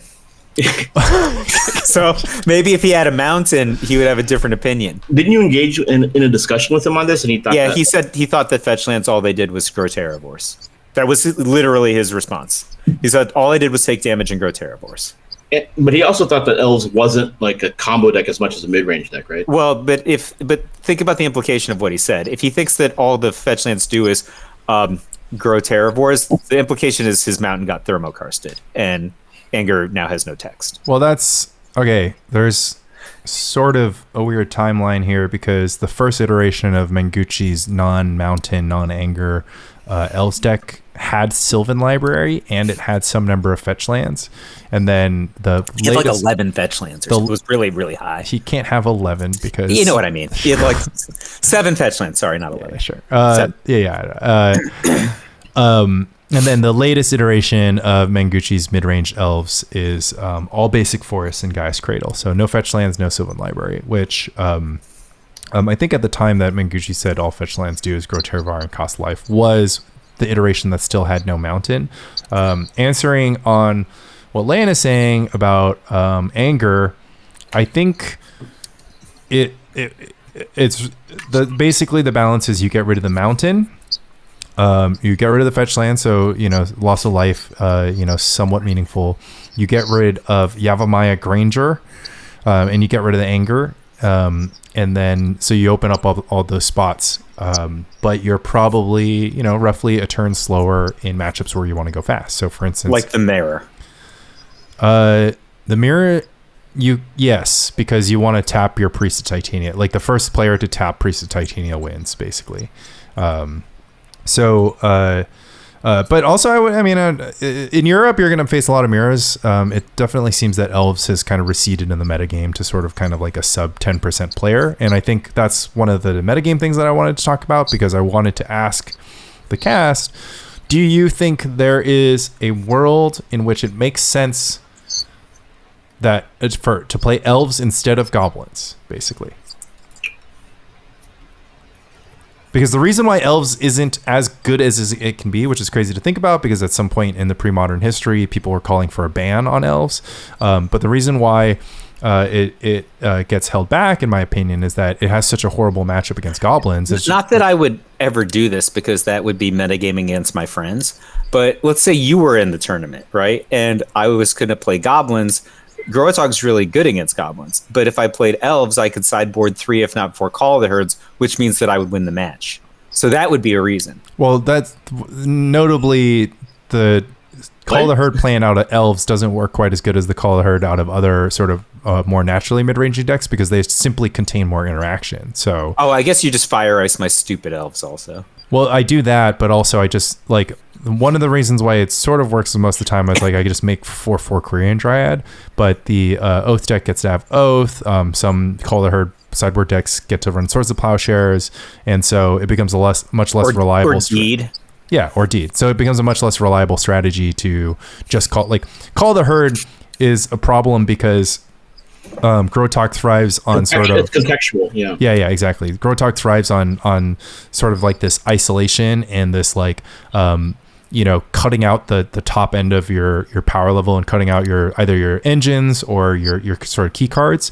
And Call the Herd is just like not a key card. It's not a way to interact, but it just produces a, Man, he's saying that Grotog is Donovan Mitchell in the playoffs.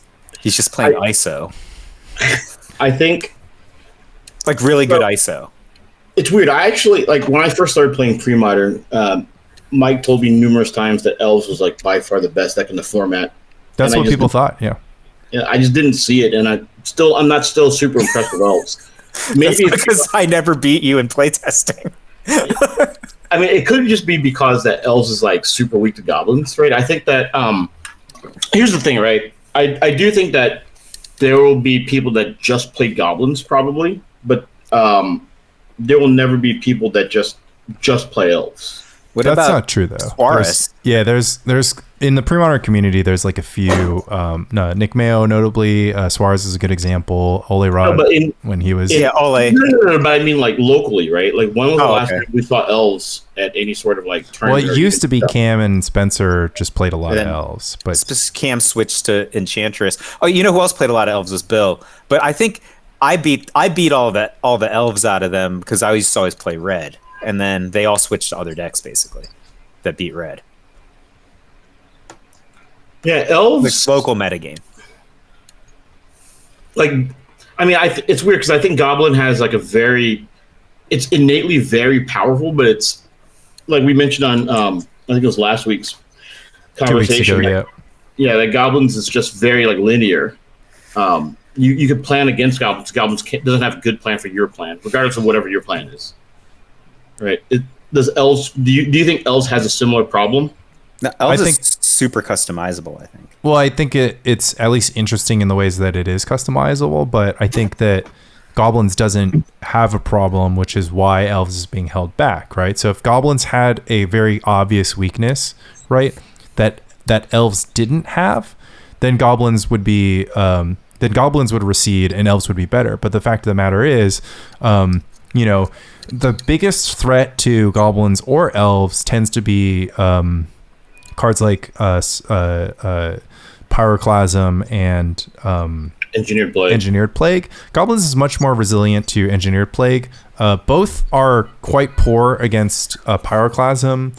I think, Lanny, I think it depends on who has the Engineered Plague. Like, the thing that Ole taught me was that if the Engineered Plague was coming out of the rock, he thought the Elves was going to win consistently. Well, I know, like, I get that, but all I'm saying is that Elves has more creatures with the creature type Elf with 1 toughness than Goblins has. That's all I'm saying. Like, yeah, sure. Regardless of the deck casting Engineered Plague, they'll always get more leverage as far as cardboard material against Elves. Whether or not you'll cash a bunch of mana, like if you Engineered Plague after a Siege King Commander, maybe that's more interesting, but yeah. And I think Goblins is also, like, spot removal is better against Goblins than it is against Elves. Right. Really? I mean, that's it's way better against Elves. It's poor. Yeah, okay, so I agree with Lan in that I think spot removal is quite bad against Elves. 1, because of the presence of Wirewood Symbiote, and 2, because the Elves are so cheap. So, like, spot removal on Warchief is so much better because you're trading with 3 mana than spot removal on, say, a Priest of Titania that might have already added mana, or Priest of Titania with haste is negative mana, that kind of stuff. Right, like against Goblins, right? Like, they're just key cards that you have to hit with spot removal, right? Like, if they go turn 1 Lackey and then you, like, plow or bolt it or whatever, it's really bad for the Goblins deck, right? Well, so I agree that it's bad for the Goblins deck because Lackey surviving is so right. No, but they're not over leveraged on Lackey, and they're not over leveraged on any Goblin. Yeah, right. What I'm saying is, like, if you don't have to deal with, like, the effects of a turn 1 Lackey, the consequences, and they follow up with, like, a turn 2 Pile Driver or whatever else, right? It's just, like, what significantly better for you than if they went Lackey and then just got, like, 3 5-free mana. Yeah, that's correct. What I'm saying is that the strategy, like, let's just, because I'm saying it was like, what does the metagame have to look like? So a lot of the spot removal decks in my mind are very poor against Goblins, right? Because Goblins generate that's not what I'm saying at all. I'm just saying I'm not saying how do spot removal decks in general line up against Goblins. I'm saying Goblins, like, spot removal in general is better against Goblins than it is against Elves. Right. And that's because when you use spot removal against Goblins, you're getting rid of Lackey, you're getting rid of Warchief, you're getting rid of Pile Driver if it's really big, or you're getting rid of a Siege King Commander to prevent reach. Right. Right. So you just have all these kind of, like, you leave the Goblins player with, like, relatively anemic creatures. Yeah, and you're very mana efficient. The reason why I like. So, but once again, like, do you think that you could construct a metagame where there'd be, like, certain kinds of like prevalent, like, what's a good example of a deck that really is advantaged against Goblins thanks to its use of spot removal, but disadvantaged against Elves? Here's an example, right? Like, if you're playing Groatog, your plows are better against the Goblin deck than they are against the Elves deck, I think. But your Fire Ices are incredible against the Elves deck, and they're, like, okay against Goblins. No, they're good against Goblins, like, also. No, they're okay. Yeah, but it's like incredible against Elves. Yeah, but it's a 2-for-1 is why. Yeah. I said, like, spot removal, like. Right, but that's what I'm saying. Like, the reason why I have a hard time is just because like, I get what you're saying, like, because, like, literally the card, like, just Swords of Plowshares, right? Swords of Plowshares is better against Goblins than it against Elves, like, full stop. But, like, most Swords of Plowshares decks, I mean, it's actually kind of interesting. Most Swords of Plowshares decks tend to be weaker slightly against Elves than Goblins. Like, I wouldn't say by a huge amount, because it's like the Swords of Plowshares decks are, like, I mean. Yeah, but that's because part of it is that Elves can have, like, a single because of the presence of Anger, right, and Gaia's Cradle, and, like, the shenanigans with Querying Ranger and Wirewood Symbiote. It's a Wirewood Symbiote, right? It's the insect. Yes. Yeah. Yeah. That you can have just these explosive turns out of nowhere, whereas Goblins can't have an explosive turn out of nowhere. They have, like. Yeah, they show you the Goblin Lackey. Right, yeah. Like, it's not like a Warchief in there. Yeah, like, literally, Elves can be, like, turn 1 Forest Mana Dork, and you're just like, okay, I'm safe. And then they're like turn 2 Dork Cradle Survival, and then you're just like, well, there's no way I can win this game, which is a big point for Elves, and is a big point for having of course, Anger in Elves. But I don't know. my conclusion is that there isn't really a metagame that's going to favor elves so much more than goblins. That goblins would recede and elves would take the seat. Well, basically. I mean, so isn't it just like imagine decks, like which ones is elves better against and goblins is, right? Like, are there decks like, so I would say, just for sake of argument, you think that in the red versus goblins matchup, you like red, but I can't imagine that you like red like, oh, I think this is a 90% matchup or something, right? You just like red, right? Versus like that is really just a drubbing for elves, right? Like that's why it's so complicated, right? Because elves are very robust. So if it's a natural order elves, that just boards into Wall of Roots natural order. Yeah. Like I lost on the burn side against that. I made it close, right? I made it within a card or within a turn. Like if they don't have naturalize, or if I was on the play, like maybe I would have won. But like, that's much scarier to me than them having any goblin ringleader, right? Yeah, exactly. Yeah. So it's very hard to make that analysis, and like same thing. It's also hard when you're just like considering how wide pre-modern is, and you just have to consider every deck. It's like, well, which one's better against Landstone? Which one's better against a rock? Like I think Wrath of God, for example, is quite good against goblins. Yeah, and it's pretty poor against elves. But I think it's like medium against elves. Humility is like pretty medium against goblins, and it's great against elves. Is humility bad against goblins? No, it's fine. Yeah, is it just because it's fine, but it's great against elves, right? Like, so because elves like Curse Totem. Curse Totem against... clearly hammers elves. I think I'm just gonna call it. It's like it's very clear that they're close, and like the margins we're discussing. Like, there's never like if this card was all over the meta, like goblins would disappear and elves would like just be the creature rock deck. is 46% against both decks, weirdly. Yeah, not weirdly. The main thing is that, it's because like if they have similar matchup profiles, the fact that elves more or less folds to goblins always just exactly that's our why conception of elves. But Mengu has a very, very positive win expectation with his mid-range elves against goblins. So that's why he keeps playing it. Right, but it's unclear what the cost was, right? So we don't know if he he's way worse against land still now because he doesn't have haste anymore. Yeah, it's plausible. I'm not saying that he necessarily is. I'm very interested in his list because what we discussed last week was just basically like decks that can pivot, decks that can change to mid-range decks that have more interaction where it matters if you're fast or if you're slow, have more proactive elements. Like, does he have Sylvan Library in his most recent versions? I don't think so. But he's back to Tanglewire, right? Because I think he's had Tanglewire. I mean, definitely in the video he posted, he had Tanglewire, and in the video he posted he still lost to goblins, right? So he liked his goblins matchup, but it's it's just kind of like it's still. I mean, so what you're saying is even Mythic champions don't know how the stack works. It's plausible, yeah. You got to hold priority after you activate Goblin Sharpshooter. And if goblins just like still have Pyrokinesis in the sideboard. Pyrokinesis is so freaking good, dude. I against elves, yeah. I posted it's just good, period. I posted that video because that's the thing about goblins. Just like most of your ringleaders are going to hit one extra red card for you to savagely so it turns your goblin ringleader into fury, right? It's like body plus the pyrokinesis effect. Oh, and you draw one or two extra cards on to boot. It's just like completely disgusting. None of our listeners know what fury is. Yeah, of course, it's fine. Fury is pyrokinesis on a stick. It's just FTK pyrokinesis. Michael's favorite Red Hit movie. I was just blown away because I was always just playing 3 pyrokinesis in my goblin sideboard, but for my latest video I played mono red goblin, so I had much more sideboard space open up because I had no naturalizes. Lanimal, do you know what card he has in his 3 of in his sideboard? I'll give you a hint. It has 2 sets of wings. Interesting. I didn't hack that from you, by the way. I was there when Lan was telling you to play Rorix, and you're like, no. I texted Michael J, and I was just like, I need to borrow a card, and he was just like, what is it? And I was like, if I tell you though, you're gonna metagame against me, so I need to borrow a card, but I need to borrow a card. I need you to bring me these 300 cards. Yeah, and I'm gonna use one of them.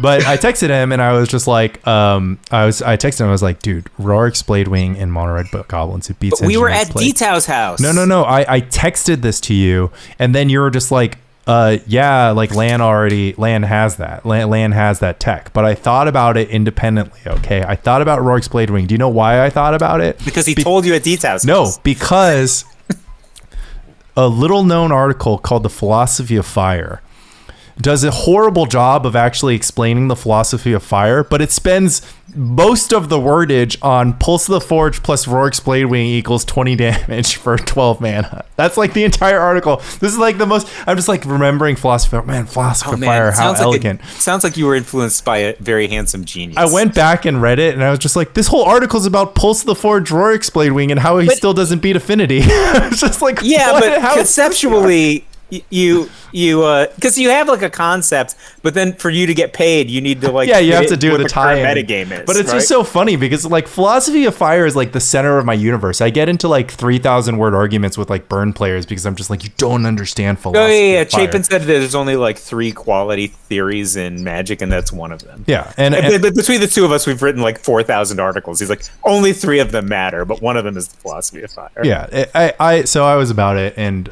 but it was just like Rorik's Bladewing. But then I was like, oh well, I have Ancient Tomb in my Goblins deck. Like I can get to 6. Like I can beat an Engineered Plague. But it turns out you can just beat Engineered Plague by playing guys with 2 toughness, and then people don't always have 4. They don't always draw 2 when they have 4. Bladewing is freaking awesome. Yeah, Bladewing's awesome. Don't get me wrong. Your deck makes me want. I just want to play Mono Red Goblins and just play Avarix and Rorik's Bladewing after side. It's just really hard to beat Oath of Druids. You can do it. It's just really, really hard. What about Click Slither? It probably still doesn't work. You probably still can't add it up because you'll get 2 turns, but you just get Pyroclasmed. It's just like so there's 3 toughness. I know you get you go set up turn, opponent goes Oath Out a Giant Terravore, Pyroclasm, and then you go I have nothing. Oh, that sucks. Because you can't go set up turn. No. I understand how it works. Yeah. What if you splash this isn't green? the stack, buddy. I understand What how if you this splash works. green for Spider Silk Armor? Oh. Green Splash is back. No naturalizes. Spider Silk Armor. Why don't we just use our Green Splash to destroy their Oath of Druids and then dominate them with our A game? No. That is ridiculous. Because 1, they might draw 2 Oath of Druids, and you might draw only 1 naturalized. I boarded in 6 naturalized effects, and I only drew 1, and my opponent drew 2 Oath of Druids. When I was last Magical Christmas Land Death, I won the meetup. I beat Dragonzord on Goblins, not with Oath of Druids, but a different green card. You'll appreciate this, Lanny. I beat him with Call of the Herd out of the sideboard, which has 3 toughness and was good against his many 2/2 creatures just to buy time. Then he had to put out lots of 2 creatures because my guys had 3, and then I cast Pyroclasm. Yeah, this is why the green leaving my 3s and killing his 2s, and then I attacked. Yeah, I mean, it's a huge hole for Goblins right now. I kind of believe that Oath just has to stumble, otherwise you just can't. There's nothing you can do. You could get game 1 right if they just like don't know you're on Goblins and they don't keep a hand with Oath. Or they just don't draw Pyroclasm right because they only start on 2 Pyros. But after sideboard, 4 Pyros, 4 Call the Herd, 4 Oath of Druids. Wait, so Cam and I had this conversation recently because we were thinking about a similar thing to what you were saying about the Elves Goblins divide, and I'm like, oh yeah, what if like Oath is like the good deck, like Oath's so good against Goblins. I'm like, and I think it's maybe just only okay against Elves. And then Cam's just like, we played this matchup at the top 8 of that $1,000 tournament. And I'm like, we did? And he's like, yeah, you destroyed me. I'm like, oh yeah, I did. Right? Like I had so many resources that I didn't even need to get like redundant Oath. I just got Null Rod against you. It's like I could do literally nothing. I'm like, yeah, you could put out Elves, and then I got Terravores. It was pretty good. What's Null Rod good? Oh, not Null Rod, Curse Totem. Curse Totem. I always get confused. Curse Totem, not Null Rod. I was like, does it turn off Tangle? No, it turned off his Elves, so he couldn't explode. Right? So he put out Elves, and then all they did was trigger Oath. Null Totem. Yeah, I mean, Green Red Oath is kind of crazy, but also, speaking of Tier 1 Green Red Oath, shout out to SpikeColony.com. Go head over to SpikeColony.com and you can read all about the pre-modern tier list. And if you enjoy listener-supported radio, you too can become a member of the Spike Colony or just make a one-time donation at ko-fi.com. or you can donate your used car and we will sell it for a tax write-off. That's a thing we can do? Or did you just make that up? I mean, send the used car first and then I'll figure it out. Okay. Like, Are you saying you got time on your hands? I didn't know this was a feature that we supported. I mean, we definitely have time on our hands, Mike. Well, but yeah, tier 1 I'm green using oath. my time to fill out job applications. Tier 1 red green oath is sweeping the nation and then got swept away. Red green oath has been relatively quiet recently. Some would say that people adjusted. Some would say that maybe it was just kind of a flash in the pan thing. Lan, of course, beat Bill the last time they met, but of course that didn't stop Bill from also picking up another loss somewhere along the way. So red green oath clearly good against goblins. I still don't know with any certainty what it's bad against, besides replenish with 2 main deck Tsabo's Web, or wait. Red Green Oath? Yeah, or Blue White Dreadnought with main deck Tsabo's Web, or Grotog with sideboard Tsabo's Web. It's land stack is great against it. Or mulch. Yeah, so I think the red green deck is really good. I think mulch helps. Mulch plus like a game plan. Mulch plus a dedicated game plan is good against it. I think weirdly, I think mono blue Stifle Knot is pretty good against it. Yeah, I agree. Mono blue, why better than blue white? Because blue white plays a creature that triggers the dreads. A and B, it has lands that can be attacked, right? Okay, so mono blue does mono blue have like no like wastelandable lands really? Yes, mono blue only runs islands, although it runs 16 islands, whereas blue white runs 4. No, I'm just thinking like 17 the mono blue that won the whatever big tournament that I commentated the finals of. I can't remember which one it was. The name of it. It was had Mistress Factory. And I played against mono blue Stifle Knot in a 1K like 2 months ago, and I think he also had Mistress Factory. Yeah, Mistress Factory is popular. Shout out to Inle Kratovtvilu. Sorry. Getting runner-up in the Czech Nationals with a mono blue list. There is a blue black list in this top 8 as well. And in 8th place, there's a mono blue list that is very similar to John Raska's. David Raska? Shit. It's David. It's probably David Raska. Or John. It's Raska's mono blue list that runs Mistress Factory to keep the meddling mages at bay and kind of get a little bit of that meddling mage beatdown effect. Let's just set all that aside.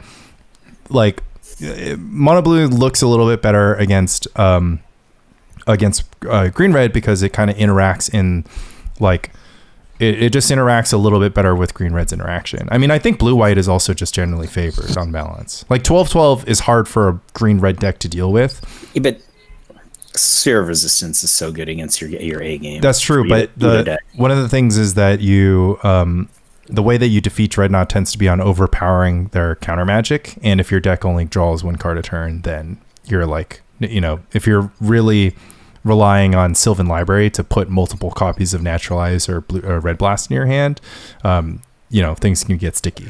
What are so 2 questions I have about this, because similar to the Elves versus Goblins divide you were talking about earlier, Lanny. Is mono blue like meaningfully better than blue white against red deck or against goblins? Or no. I think if you just run a bunch of go ahead, Lynn. I was just gonna say, I think mono blue is better against Wasteland. Yeah. And I think it's weak against everything else. Okay, so that's my first question. So like the trade-off is just you get better against Oath Baluch, but you're much like, because the second question I had was like, the thing that I really like about blue white is it has its like plan B, which can be like a Sword Supply Share's Last Breath subgame, Meddling Mage subgame, and then most importantly, like Armageddon against the Rock, right? Or any decks that like are highly vulnerable to mana disruption. Mono blue has like no commensurate side games. Yeah, it doesn't really have a pivot. You have the option to run the Mistress Factory pivot, but you have to be But now you're bad against Wasteland again. Yeah, well, you're bad against Wasteland, and also like it only really works against decks that aren't interested in putting any creatures on the battlefield. So if you're playing mono blue Dreadnought against mono blue Tide, they're just going to block with their own Mishra's Factory. Like it's a very specific deck that's going to get eaten up by the Mishra's Factory plan, but we should probably ask Vraska what he thinks about a proactive Mishra's Factory plan. I always thought it was a genius way to block Meddling Mage and stifle the Meddling Mage plan out of opponents. Mono Blue, like my assessment of it is that Mono Blue is like you said, it's just simply a better Gear 1 deck. It's better at executing plan A, and it has no plan Bs. So well, Blue White has like 4 plan Bs, right? Exactly. It can pivot. So like the way you beat the Mono Blue deck is actually very simple. You just like stock up on cheap interaction, and they're never going to get through it, right? Like Mono Blue, like the best sideboard card against Mono Blue is just having a lot of Blast, or having a lot of Annul, or having a lot of Crumble or Naturalize or whatever. And or anything. Yeah. And like the only way that deck generates, it has immense card selection, right? It runs the maximum amount of cantrips because it barely runs any lands, but it doesn't have any way to go over the top of your like quantity of removal besides Gush, and like Gush is only draws an extra card, and most of the time it's just enabling foil. So Mono Blue is really good at going fast when you have to go fast. Like if you need a jam turn 2, like having Portent, Sleight of Hand, and Opt in your deck is better than having just Portent and maybe 2 Ops. But every other context, or if you want to jam turn 3, you have the full set of Impulse. So, but in any other context where like your opponent isn't that scared of Dreadnought, then Blue White is going to be better because it has access to pivots. Yeah, what you should do is play Winding Canyon in Mono Blue, and then cast Alexi's Cloak on your turn. Yeah, Alexi's Cloak is sick. I completely forgot about that card. But one of the things is that like a lot of you can call on the Alexi's Cloak. You can make. No, I'm calling on the Alexi's Cloak. Okay, sure. This goes into my this goes in the topic, which is just that any argument you can make for Mono Blue that's based around cards, Blue White can just play any of those cards, right? Because it also produces blue mana. So the argument the case that you have to make for Mono Blue, it actually has the same number of blue sources as Mono Blue, right? It does, but it has more lands, right? So then that reduces the case for Mono Blue down to it's like, okay, well, it runs fewer lands and more cantrips, so it's just smoother. It's just slightly smoother. Much worse against Sphere. Yeah, the only thing that Mono Blue is a better Gush deck, right? Yeah, the only, like, real it's also a better foil deck. It has more pure islands, but those are just they're just such small margins. And then when you play Blue White versus Mono Blue, like Blue White just lands a Meddling Mage, and that's it. Yeah, it's pretty hilarious. But I wanted to kind of zoom out even further. So Goblins, Dreadnought, Burn, and Red Green Oath. I think they kind of represent a very elegant tier 1 because no thing that you're doing tends to capture even more than one of those decks. Like they all kind of present these like really unique modes of their own interaction, or their own modes of proactivity, right? And I kind of feel like they represent a really nice equilibrium. But I am curious, does anybody on this call think that maybe another deck deserves to be in tier 1, or is there's a flaw in my analysis? Like maybe Goblins is a little weak. I know that you find it to be pretty poor yourself, Land. Land's a big Goblins fan, I thought. It depends on what you mean by tier 1. Do you mean tier 1 as in representation, or do you mean tier 1 as in like power level? I'm going to say tier 1 as power just because representation is too chaotic, right? A lot of people just play decks that they like playing. So I would make the argument that red deck is like maybe like tier 1.1 or something at the worst, both on power level and representation, except for like it has 0 agency sometimes. Well, I was going to say this similarly, except for I think that the red deck is a low power level deck, right?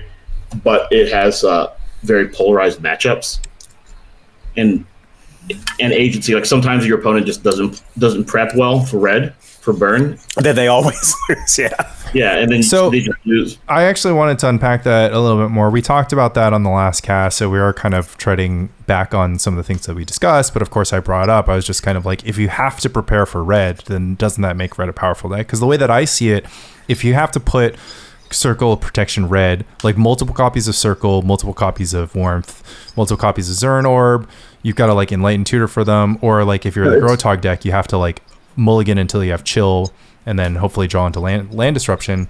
Like that, like one, it sounds like you're losing game one a lot. And then two, one thing that you said to me, Land, the other week that I thought was really interesting, and you also alluded to this on the last podcast, which is just that when you sideboard, you should be like adding another dimension to your deck or transforming your deck's game plan or strategy rather than just putting hate cards in. And a lot of the ways that people defeat red is just like putting hate cards in and hoping they stick. Well, yeah. Go ahead. I was just, but that's because of like red's. It's red's like linear game plan and red's lack of dimensionality, right? Like red, all it does is it aims like cards at your face, right? Cast ball lightning. And if you're playing against red and you want to win, you stop them from doing that, right? There's just like, and then like, if red knows that you're trying to stop them from doing that, the only thing that red can really do is like, they can't really like pivot and become like a cooler deck or a more interesting deck. They just like, sometimes they try to stop you from being able to stop them. Right. That's true in the case of cards like Flaring Pain and Anarchy. But that actually comprises a pretty small amount of the red deck sideboard. So like the reason why I actually think red is so powerful is because it can transform into a more controlling deck. I mean, obviously I'm using transform a little loosely, right? But if you bring in a lot of overload red blast against Dreadnought, you're going to lose Dreadnought game one, 8 times out of 10, 9 times out of 10.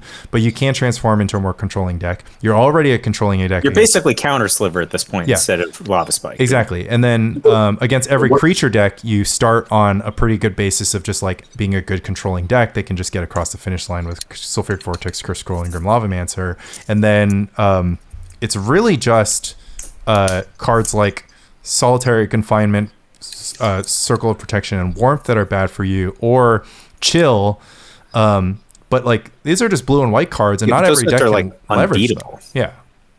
Right, but I think that's the point. Like you can never beat any of those cards except for if you have like a really weird card like Flaring Pain or Anarchy, and you just kind of have to win that turn, right? Because they have recurring value from all of their cards, and you have to win, right? Like I'm just saying that if I took the names of the decks away and I just described to you a deck that's just like it's really good against like 2 of the other tier 1 decks. It has a solid sideboard plan against a third tier 1 deck, and then there's just a few decks that not that very many people play that'll just like kind of hose you. That's actually kind of true for like a lot of decks. Like that's true for goblins. Yeah, but I would say we make the same argument for goblins, but that is actually kind of true for both Dreadnought and Red Green Oath, because like Red Green Oath is just like, okay, well this deck kind of beats everything except for like a player that's just like, I don't want to lose to Red Green Oath, so I'm just going to play a lot of Tsabo's Web, Teferi's Response, and Mulch. Well, Mulch, so obviously Mulch is being used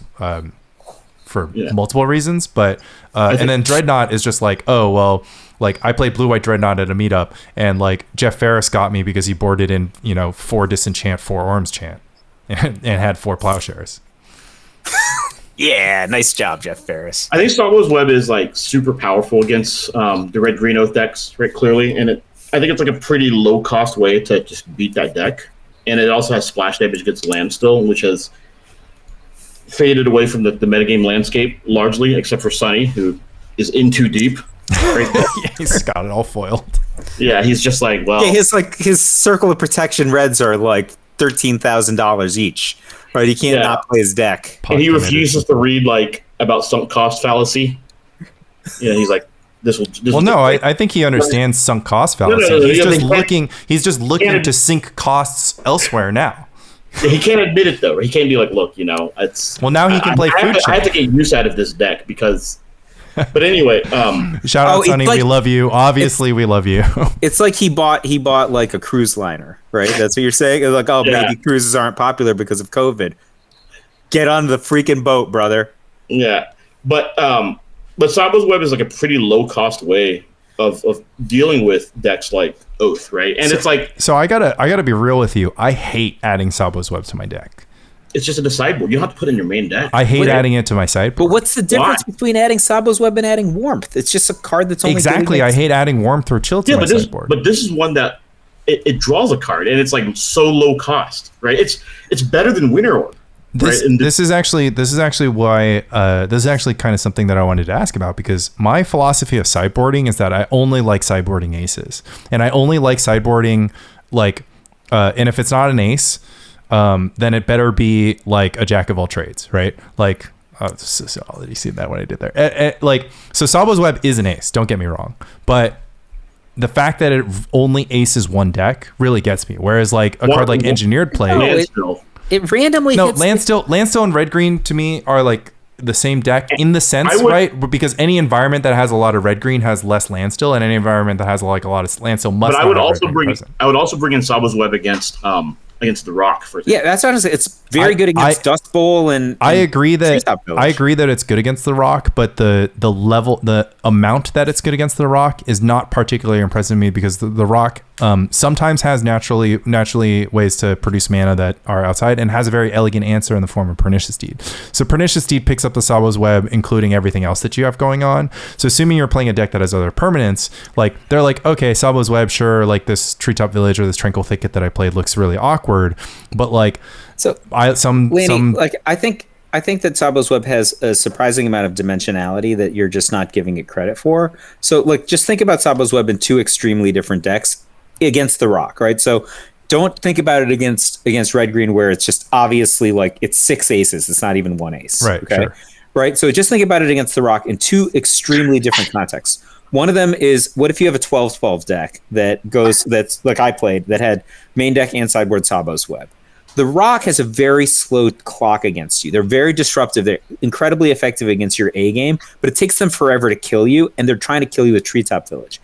The presence of Tsabo's Web might actually allow you to just gain so much time and ability to stockpile gushes that you can overpower a finite amount of their resources, especially if part of your game plan is Armageddon. Right.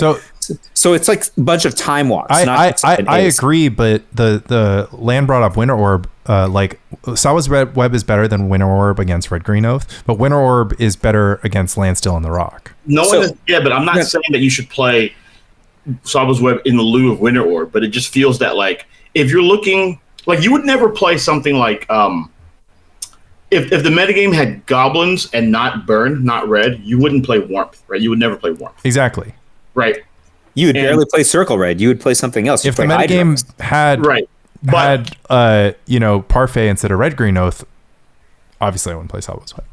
Right. But what I'm saying is, no kidding. But because you just really can't beat, if your deck really just couldn't beat burn, otherwise you probably just play like Circle Protection Red, right? Right. But that's where my next like sort of thing comes in, which is just that like let's say for, because the way that I viewed the sideboard space is actually quite simple. It's just kind of like, okay, Grotog's like a good example, right? Where I was like, okay, lost a bill, got to do the Michael J thing and just like be like, I'm never losing this matchup again. Just like add Tsabo's Web to my sideboard. And I was like looking around at the slots, and the only slots I could see, I was just kind of like, well, I kind of got to take out these Winter Orb or Armageddons, because I have Tsabo's Web for I have a bunch of disenchant effects that I still want to use against Red Green Oath, because it's still important for me to be able to suppress Oath, to stop Sylvan Library from getting value, to stop Sphere Resistance, right? So like Tsabo's Web can't be my only plan, so I can't replace those plans with it. I've seen you cast Armageddon and lose to Bill multiple times. Right, but Armageddon is you would have won. But Armageddon's an ace in so many other matchups. But you only need one Armageddon.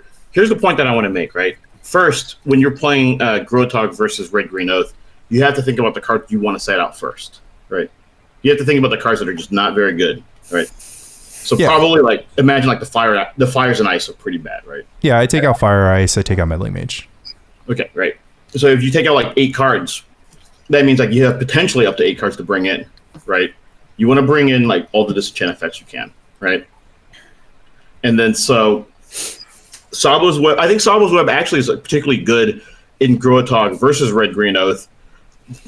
If you have to bring the plows too. If you could deal with like the Terravores or the Oath part, just because if you get a clock going, you could really it gives you more time to get your pressure in, right?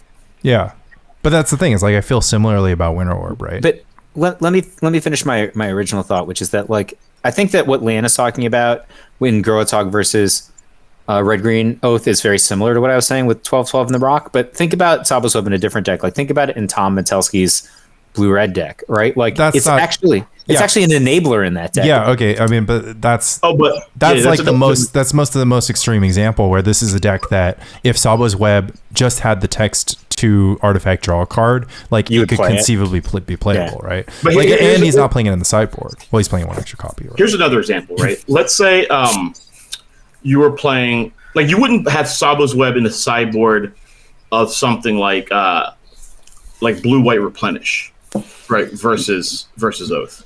It's actually very frequently played there now. I just don't think it's good. Yeah, that's that what I way. think. That's Right, like but I a think perfect it's- example. You guys talk right? about this. It seemed awesome to me.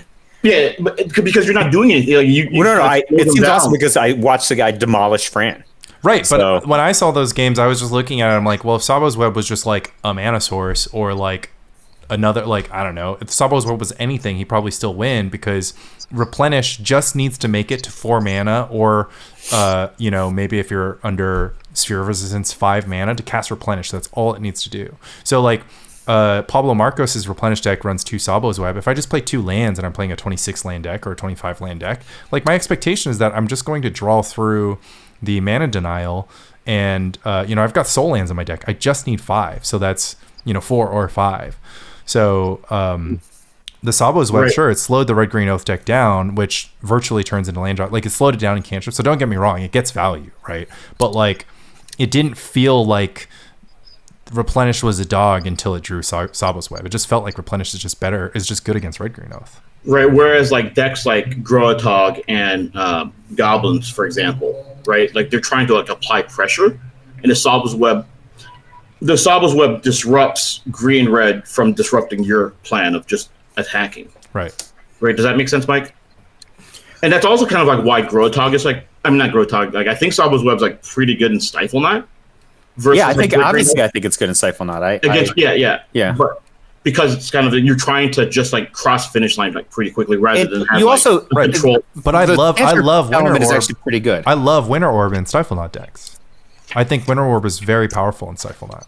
Well, I think that's true too, but that's a function of Daze and Gush also, right? And Right, but obviously, and how lean the deck is. Right, isn't that just like so elegant because it gets half the Tsabo's Web text and more against a bunch of other decks? The thing I would say is just like we just get to enjoy this gift of a format that is so dynamic that we can't just do the same things over and over and over again. Like if things never changed, and then you would be right, and it would be boring. No, but Right? it also, That's yeah. versus I think like the fact that we actually have to think about some of these potential solutions, and none of them are perfect, or none of them make us happy in the same way that this thing that we've done always is the same way. That I think that's a gift. I don't know if that is the answer, pertinent to what you're asking. Well, the only other thing I was going to say was that if you knew that the field was all it was just like super heavy red green oath, you would want to play Tsabo's Web over Winter Orb, right? But then I know what you're saying. Like you're saying that like Winter Orb also has like coverage versus like these other decks, Right. But it depends on the texture of the metagame that you're expecting. Right, but I'm expecting the same thing you're expecting, which is just like red green oath isn't going to crack 10%. Well, yeah, but it depends, right? Like not all 10% are the same. Right? I agree. I do think that I expect it to be in the top 8 alongside me. In which case things are going to narrow down. But in order for me to get into the top 8, I need to Winter Orb some people because like the black-white control deck can get me, and Winter Orb's really good against them. Lanny, let me just unpack the thing that Lanny said for a second, Lamb, because otherwise I'm going to forget it. Okay, is that okay? All right. So you said you don't expect red green to crack 10%. Like, what would you expect red deck to be at on a percentage basis? 10%. Okay, 10% and 10%. 10 or 12. Like okay, 12% for Monrad. But imagine you had a format like the PSS, which is just 24 decks in it. What percentage is red deck now? Well, 30%. People should play red more in the PSS. No. Is it properly 30%? That's what I'm asking, right? Like no, it's one obviously because so in this analogy, right? Somebody should be able to just register triple red in the PSS, but like the PSS forces you to choose 3 different decks, and those 3 decks can't have the same engine. But like last year's PSS, where it was William Hurst is the only one who brought Burn, like that was just That's crazy, right? That was just crazy. But the PSS is a non-natural situation because we're all content creators when we're playing PSS. We're not grinders. You know, we're not like Out for Blood. Okay, but then I think like whereas I think like the red green deck will probably be like 17% or something this year in the PSS, right? Much higher than 10%. Anyway, whatever. I mean, I don't know. I just like, you know, it would just like be one of, like if we ran the PSS back last year, like we had you know, Rich and I played Parfait. It was just like, well, Red Green Oath for all intents and purposes is the same as Parfait in this metagame. And like I would have said that like, but there's only 8 people, right? So the maximum. Yeah, but people don't have an emotional hatred of land tax. People kind of have, but what's the strength of that factor? You know, it's just like, yeah, I think that you know, the fact that everyone was complaining about the 2 land tax in the finals is. Wait, is this the point you're making, Mike? Because like I had a point to make. Oh yeah, I said just go ahead and make your point, Lan. I'm sorry, I'm done. Sorry. Well, what I was saying was you said, like, okay, you don't expect Red Green Oath to be more than 10% of the field, but I'm just saying that not all 10% are created equal, right? There's some people that you suspect are going to be playing Red Green Oath. They're probably like better players in the field, and you'll need to beat them either in Swiss or in the top 8, right, in order to win the whole thing. That may or may not be true with Burn. But if Burn is kind of hilarious, right? Because Burn, it's not so much that I'm scared of the collective Burn pilots. I just like know I'm going to face them in the Swiss, and then there's going to be so many of them in the Swiss that I'm probably going to physically win in the top 8. Yeah, but that aside, if you know that you have to beat 1 to 2 like Red Green Oath players, right, then maybe you'd want to like sideboard in such a way like the card may seem more narrow, but it's a card that's like very good against that deck, right? But I already do it against like that's the problem. Is like I already do that with Burn, right? I already have 4 chills in whatever sideboard. I already put Cop Red in Light Tutor package and in other sideboards or Warmth or you know whatever. The Red Green Oath deck itself runs 2 to 3 Zurin orbs. That's effectively just for Burn. Obviously, you can bring it in for some life in a pinch against other decks, but if you're playing against Red Green Oath, that's a deck that doesn't live in the same world as Burn, where like there's a bunch of things that you can do with it and interact on different axes. And like you said, Tsabo's Web has to complement your game plan well, but so many decks. This is what I think. Because I was brewing and conceptualizing, I was just kind of like, okay, well, I want to play a control deck. It's like, okay, all roads lead to Domain, but like, let's just say I play a control deck that doesn't have a lot of non-basic lands, right?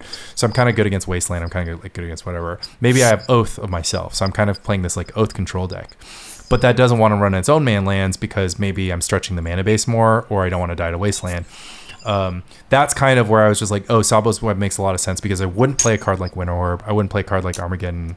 Tsabo's Web doesn't sound good in this deck, but Global Ruin does. Yeah, well, Global Ruin sounds insane in that deck too. So, but okay. But the reason. So here's an example, right? Let's say in the Replenish Oath deck, right, that I built and played, and let's say that you didn't have Treetop Village for whatever reason, I still wouldn't play Tsabo's Web in that deck. Really? Because you feel so naturally advantaged with your just core. No, because like it's just like, what does it really do, right? Well, it stops their man lands, right? And then their man lands are a good source of clock for them. So they have 16 creatures in their deck. 8 of them are lands. But A, you already have like 4 wastelands, right? Yeah. And B, you already have like the Tide combo. You're not like trying to like Tsabo's Web is good because you're trying to win. You're trying to just get over the race, right? The finish line, excuse me. You're trying to like push these edges. Right. It adds some percentage points. You get more damage than you should have been able to get in because you extend the clock just by a little bit. Right. Eventually, they're going to be able to draw a naturalize or whatever, and then reset the board state. Okay, so let me. But you gain a card also.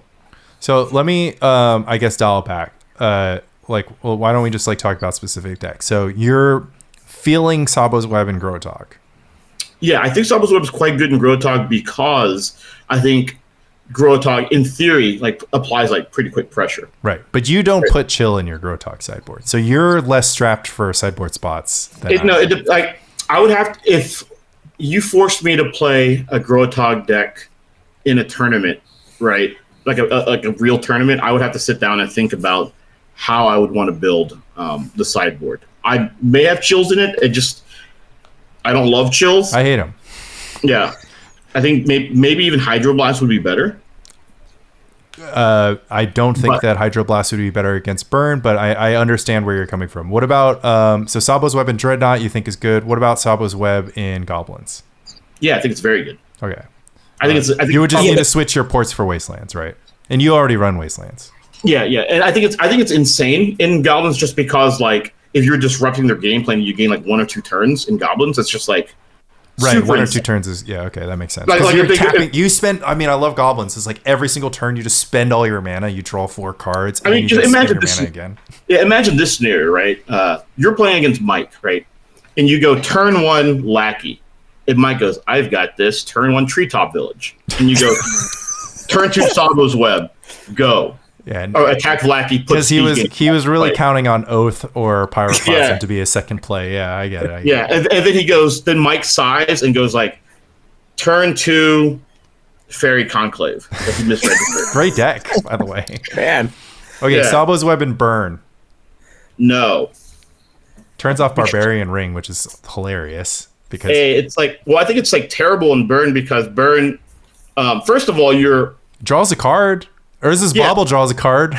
Yeah, well, I just think like that's another reason why I think Burn's power level is pretty low. Mike likes it. I mean, I was comparing it to the stupid furnaces I played that one time. Yeah, well, you're like this. You're like here's what Burn is. You're like, well, I think this is the best deck in the format, but I also think that the average card in my deck is worse. Like the average draw is worse than the average card in the format, so I'm gonna try to draw fewer of them, right? Yeah, we went through that. You don't like Tsabo's Web and Replenish. How about Tsabo's Web and Enchantress? I've seen that pop up. It doesn't seem good in Enchantress, right? Like I mean, I don't have a super strong understanding of like Enchantress, but Enchantress seems similar to like Replenish in the way it attacks and wins. Yeah, but one big sore spot for Enchantress that it really doesn't like sphere resistance, and it really doesn't like getting its wild growth upland stone rained. And of course, Argothian Enchantress triggers Oath. Yeah, but that's not like what Tsabo's like. Tsabo's Web doesn't really stop you from doing that. Your opponents from doing that. Yeah. Okay. I mean, I think that's very insightful. Like you wouldn't play Winter Orb, right? In Enchantress, so right? But you wouldn't play Winter Orb in Goblins, right? But that's because it's Rebel would asymmetrical, right? But like the Enchantress fact is like I think Enchantress it's kind of an interesting place because you're gonna board in a bunch of like I mean that's the thing that I'm like it just shuts down Treetop Village and Port. Like you're only slicing out 8 cards. You know what what I'm saying? Like Mistress Factories. Yeah. Sorry, Mistress Factory, Treetop Village, and Port. So it's 12 cards. It's 12 cards. But there's the secondary thing about it isn't just like about what it shuts down. It's just like the opportunism of it. Sometimes you just get them for 6, right? Like they just never saw it coming, and they just get mind twisted. Like that's a real thing. Or tied. Like they're basically tie comboed, right? Like they tap out and they're just like you're playing against Mike and Mike. You hear Mike mutter like I've really got Lanny cooked, right? Yeah, like Lanny is roasted, and I'm gonna tap out my Mistress Factories, my Rashad Ports, my Treetop Villages, and my Singleton Fairy Conclave. What is my Fairy Conclave casting in this deck, Liam? You just like no, but you just put it in your deck because you're like, in typical Michael J. Flores fashion. You're trying to show off how good you were. Okay. Right? Well, I am good. Yeah, you're like I can win with a useless card in my deck. Okay, right, is what you were saying. Right? I could. Okay, and then, that makes sense. But then you also said that you could activate it with Mox Diamond. Right, and you convinced yourself that it was actually pretty good in one of those weird things where you said something kind of to troll people. I believe every word of this. And then you convinced yourself, you're like, actually, right? If they have an incredibly convincing story, yeah. Right, then it's actually like pretty good. It's like something that people wouldn't expect. And then so anyway, and then you cast let's say like an Earthquake for 6 or whatever to knock Lanny down to 9, and then Lanny casts Tsabo's Web, and then just wins the game shortly afterward. And then you write an article about how good Tsabo's Web is, Mike. Oh, well. Okay, so should we play Tsabo's Web in the sideboard of Mono Blue Storm? That sounds great. No. I mean, like again, for the kind of similar reasons, like, what are you actually doing? You cast Tsabo's Web, and then your opponent's like, well, that sucks. And then you kind of, right, then what happens? Well, then don't That's how I feel about Tsabo's Web in like so many decks and so many contexts. That's why I'm trying to live in a world where it makes sense for like Tsabo's, because the other thing was just kind of like, oh well, we've got this red green deck. It's the tier 1 deck. Like everybody just go add Tsabo's Web to your sideboard, and then red green's not going to be good anymore. And like what I'm hearing is that like Tsabo's Web barely makes the cut in like the majority of decks that still have troublesome red green matchups. Like it doesn't. Yeah, well, yeah. So like those other, like for example, in my Replenish Oath deck, I played in addition to the mulches main, I had Sacred Ground and Karmic Justice in the sideboard. Right. So against red green Oath, I would bring in Seal of Cleansing, RF Silence, Karmic Justice, and Sacred Ground. And I think I took out my 3 Oaths, 2 Mox Diamonds, and like another card. Yeah, I mean the thing that you're saying is that I think that if you have a deck that's strategically advantaged against red green, like that's the place you start. Like what we should happen in the metagame is more blue-white Dreadnought, and then obviously Dreadnought can use Tsabo's Web, and if it only has 2 copies, it can still find them quite well. But we should be seeing more Dreadnought. We should be seeing more Landy Hoth. Some Landstill players have sleeved up to Fairy's Response and started the main deck. That is wild to me, but you can do it. It does protect your spells also, but it doesn't protect it against your man lands, but it doesn't protect it against Plow. So no, it protects your man lands against Plow. Counters the Plow when you draw a card. Oh, is it target? Yeah. It's just anything that targets. So it's not like a whiz bang like against Dust Bowl, but it's the Dust Bowl dies. No. It's not like that. Oh, it's not as whiz bang. Any Teferi's Response that sticks is whiz bang though. Like it's really good. It's really good against Richmond Port. It's really good against Firestorm. So I blocked with my Mistress Factory, and then you Firestormed my Mistress Factory and face, and your own face, and your own creature for 4. At that point, I may just want to let it resolve. I'm like, hold on a second, Mike. What are your targets again? So I animated all 4 of my Mistress Factories, and then I Firestormed all 4 Mistress Factories and you for 5. And my hand. Yeah, and discard my hand, right? Yeah, and discarded my hand. Now I will Teferi's Response. That is pretty whiz-bang, you're right. Okay. I mean, let's I feel like we agree. I feel like we agree Tsabo's Web slightly overrated as a response to red green. Well, yeah, I think it's just better to be a good deck against red green Oath. But there's not that many good decks against red green. I think red green's a super good deck. I think that if you're a deck that's applying pressure in some way against red green, Tsabo's Web is good against that, right? But like the decks that like the combo decks don't really care about Treetop Village or Mistress Factory, right? Like if you're playing exactly, right? Like if you're playing Replenish and they go attack for 3 with Treetop Village, right? And you're just like, I'm very glad that's what you chose to spend your mana on this turn. Right. Like, and that's the thing is like red green starts attacking with man lands when it has the entire rest of the game locked up. Like after you're on 1 or 2 lands, they have 2 spheres in play. They have a port.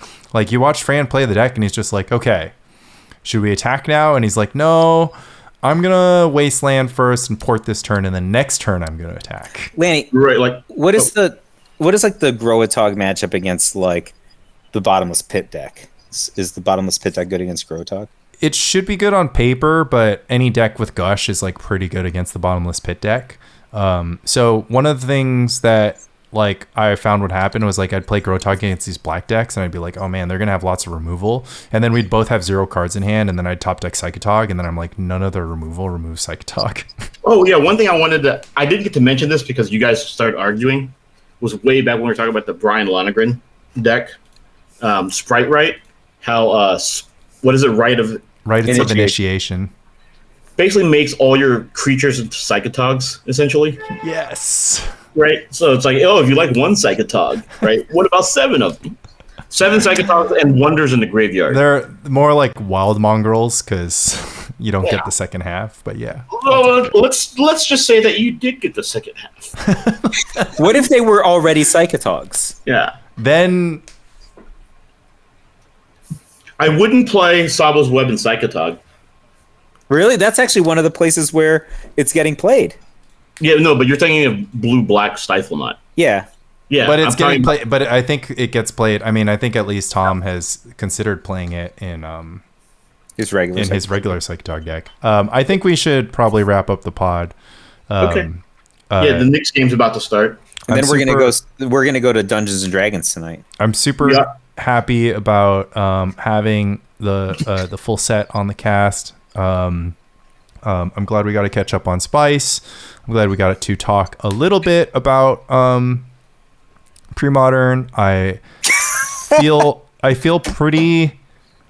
I have mixed feelings about dragging Michael J through the public square because. Oh, don't worry about it. I'm sure that you're going to reverse those mixed feelings as soon as you start getting the positive feedback from the community. I didn't want to have to do it to you, but like you just came on so strong. Yeah, well, you know, you made Lanny go to the nuclear option. Yeah, well, I really, I just. Maybe I won't burn my hand the same way a second time. That's a good point. As always. Yeah, I mean, I'm super hyped on spikecolony.com. I've been dropping more YouTube videos. Really try to plan on getting written content, really try to get primers up there. So, be sure to watch that out. You can obviously always see updates in the content channel in the Discord or the Spike Colony Facebook group, or you can follow me on Twitter. All manner of lanes. We're super hyped for LobsterCon. We're super hyped for. We don't have a tournament, before LobsterCon right now on the books. What is? We have the next 1K. The next 1K is going to. Is it a real 1K? It's not. Yeah. Spike 1K, is it? Yeah, real. It's going to be a Endless Brewing 1K, and I think it's supposed to land sometime in June. But don't quote me on it. I think it was like June next month, dude. Or something. Yeah. Well, that's 6 weeks. Okay, so shout out to Sunny. Thanks for running a really sick. Spice event. So our next 1K will be in June, and then the next Endless Life Brewing tournament that happens afterwards is going to be a 60 card singleton, no ban list. We're calling it Big Apple Singleton. We're going to try to break the format and slowly start banning cards. It is no ban list. You can play Demonic Consultation. I just don't like. I don't know if I just want to buy a bunch of banned cards. Right? I'm like, you will. I've met you. For everyone else who doesn't need to touch their cards, it will be proxy friendly. We will probably. I own most of the banned cards anyway. We're just gonna test. We're just gonna test and see what needs to be banned. We're not gonna start with a ban list. Like, doesn't everybody agree that that's the way that ban list should work? Like, I think some of the cards are egregious, but But Black is gonna get played in this tournament. Wait. So there's no ban list, but there will be a ban list? The format's never been played before. So we don't know if one Necropotence is broken in a 100-card deck. But wait. We're going to do 60, I think. Oh, okay. Just to make the mana bases work, because you can only play 1 and 2 color decks in 100. Right. But by the time the tournament starts, there will be no ban list. There's not going to be like a rolling ban list that aggregates. No, right now there's nothing.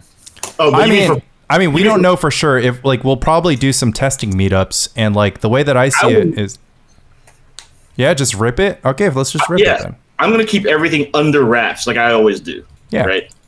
Okay, that sounds great. Yeah, but that's because obviously even for the Spice tournament, I didn't even want to show my deck, but then Lanny made us submit deck lists publicly. Sunny. Oh, Sunny. Yeah. No, Lanny. Yeah. Kind of Lanny. slander is Lanny this? would also. Yeah. No, Sunny. Yes, Sunny made us submit deck lists publicly, and I would rather have just gone in completely blind, personally. I mean, I would have rather, but he wanted there to be the social voting element, and he wanted to be able to deliver the playmat to the winner at the tournament. So I understand why he did it. They should have had a panel of judges, like the Academy. Should have just been. Oh no, we should ban friends. the anti cards. Sorry, I'm just looking at these. Yeah, we should ban the anti cards. But I'm just saying, I own all the non-anti cards. But I mean, I don't want to buy Bargain, Academy. I'm just saying I own them. Just if you, I'll just give it to you. Just give me one of every ban card then. Just bring it to my house, and I can brew with those. I mean, he will. That's what I'm saying to like you. a joke, but he's just like, that's the offer on the table. Like I literally own but I don't want to. But 11 Talarian Academies. He doesn't want to think right? about it. He needs them in his hand so he can brew with his hands. Yeah, And I'm saying I'm happy to deliver the band cards to you. All right, and a Tempest of Free. A Tempest of... I don't own that one. I don't own the anti-cards. Oh, okay. All right, thank you, Michael. Yeah. Maybe I will brew something cool, but we did have Singleton Extended way back at the Gulf Coast Invitational that I played in, and I went 3-0 in that format, but I just played mono blue. You know, so I just had like treacheries and cool cards like that, bribery. Yeah, I mean, I don't know. Like if black is gonna be so good, maybe there's a way to answer black. You know, nobody's mentioned balance, so hey, balance was not. It was published in 4th edition. Yeah. What? Yeah. Yeah. So the relevant cards are Balance, Brainstorm, Channel, Consult. Brainstorm's not super relevant if you can only have one copy. You're not going to mystical tutor for Brainstorm, right? I mean, if you're going to play mono blue, it's going in your deck. I bet you. Yeah, it's going in every blue deck, but again, it's not egregious when you only have one. So Earthcraft, Entomb, Flash. Flash is a card that I've wanted in pre-modern for a long time. It's clearly too powerful, but it's a really interesting brewing card. Yeah. Flash Rector in your Force of Will card deck. Whoa, Force of Will.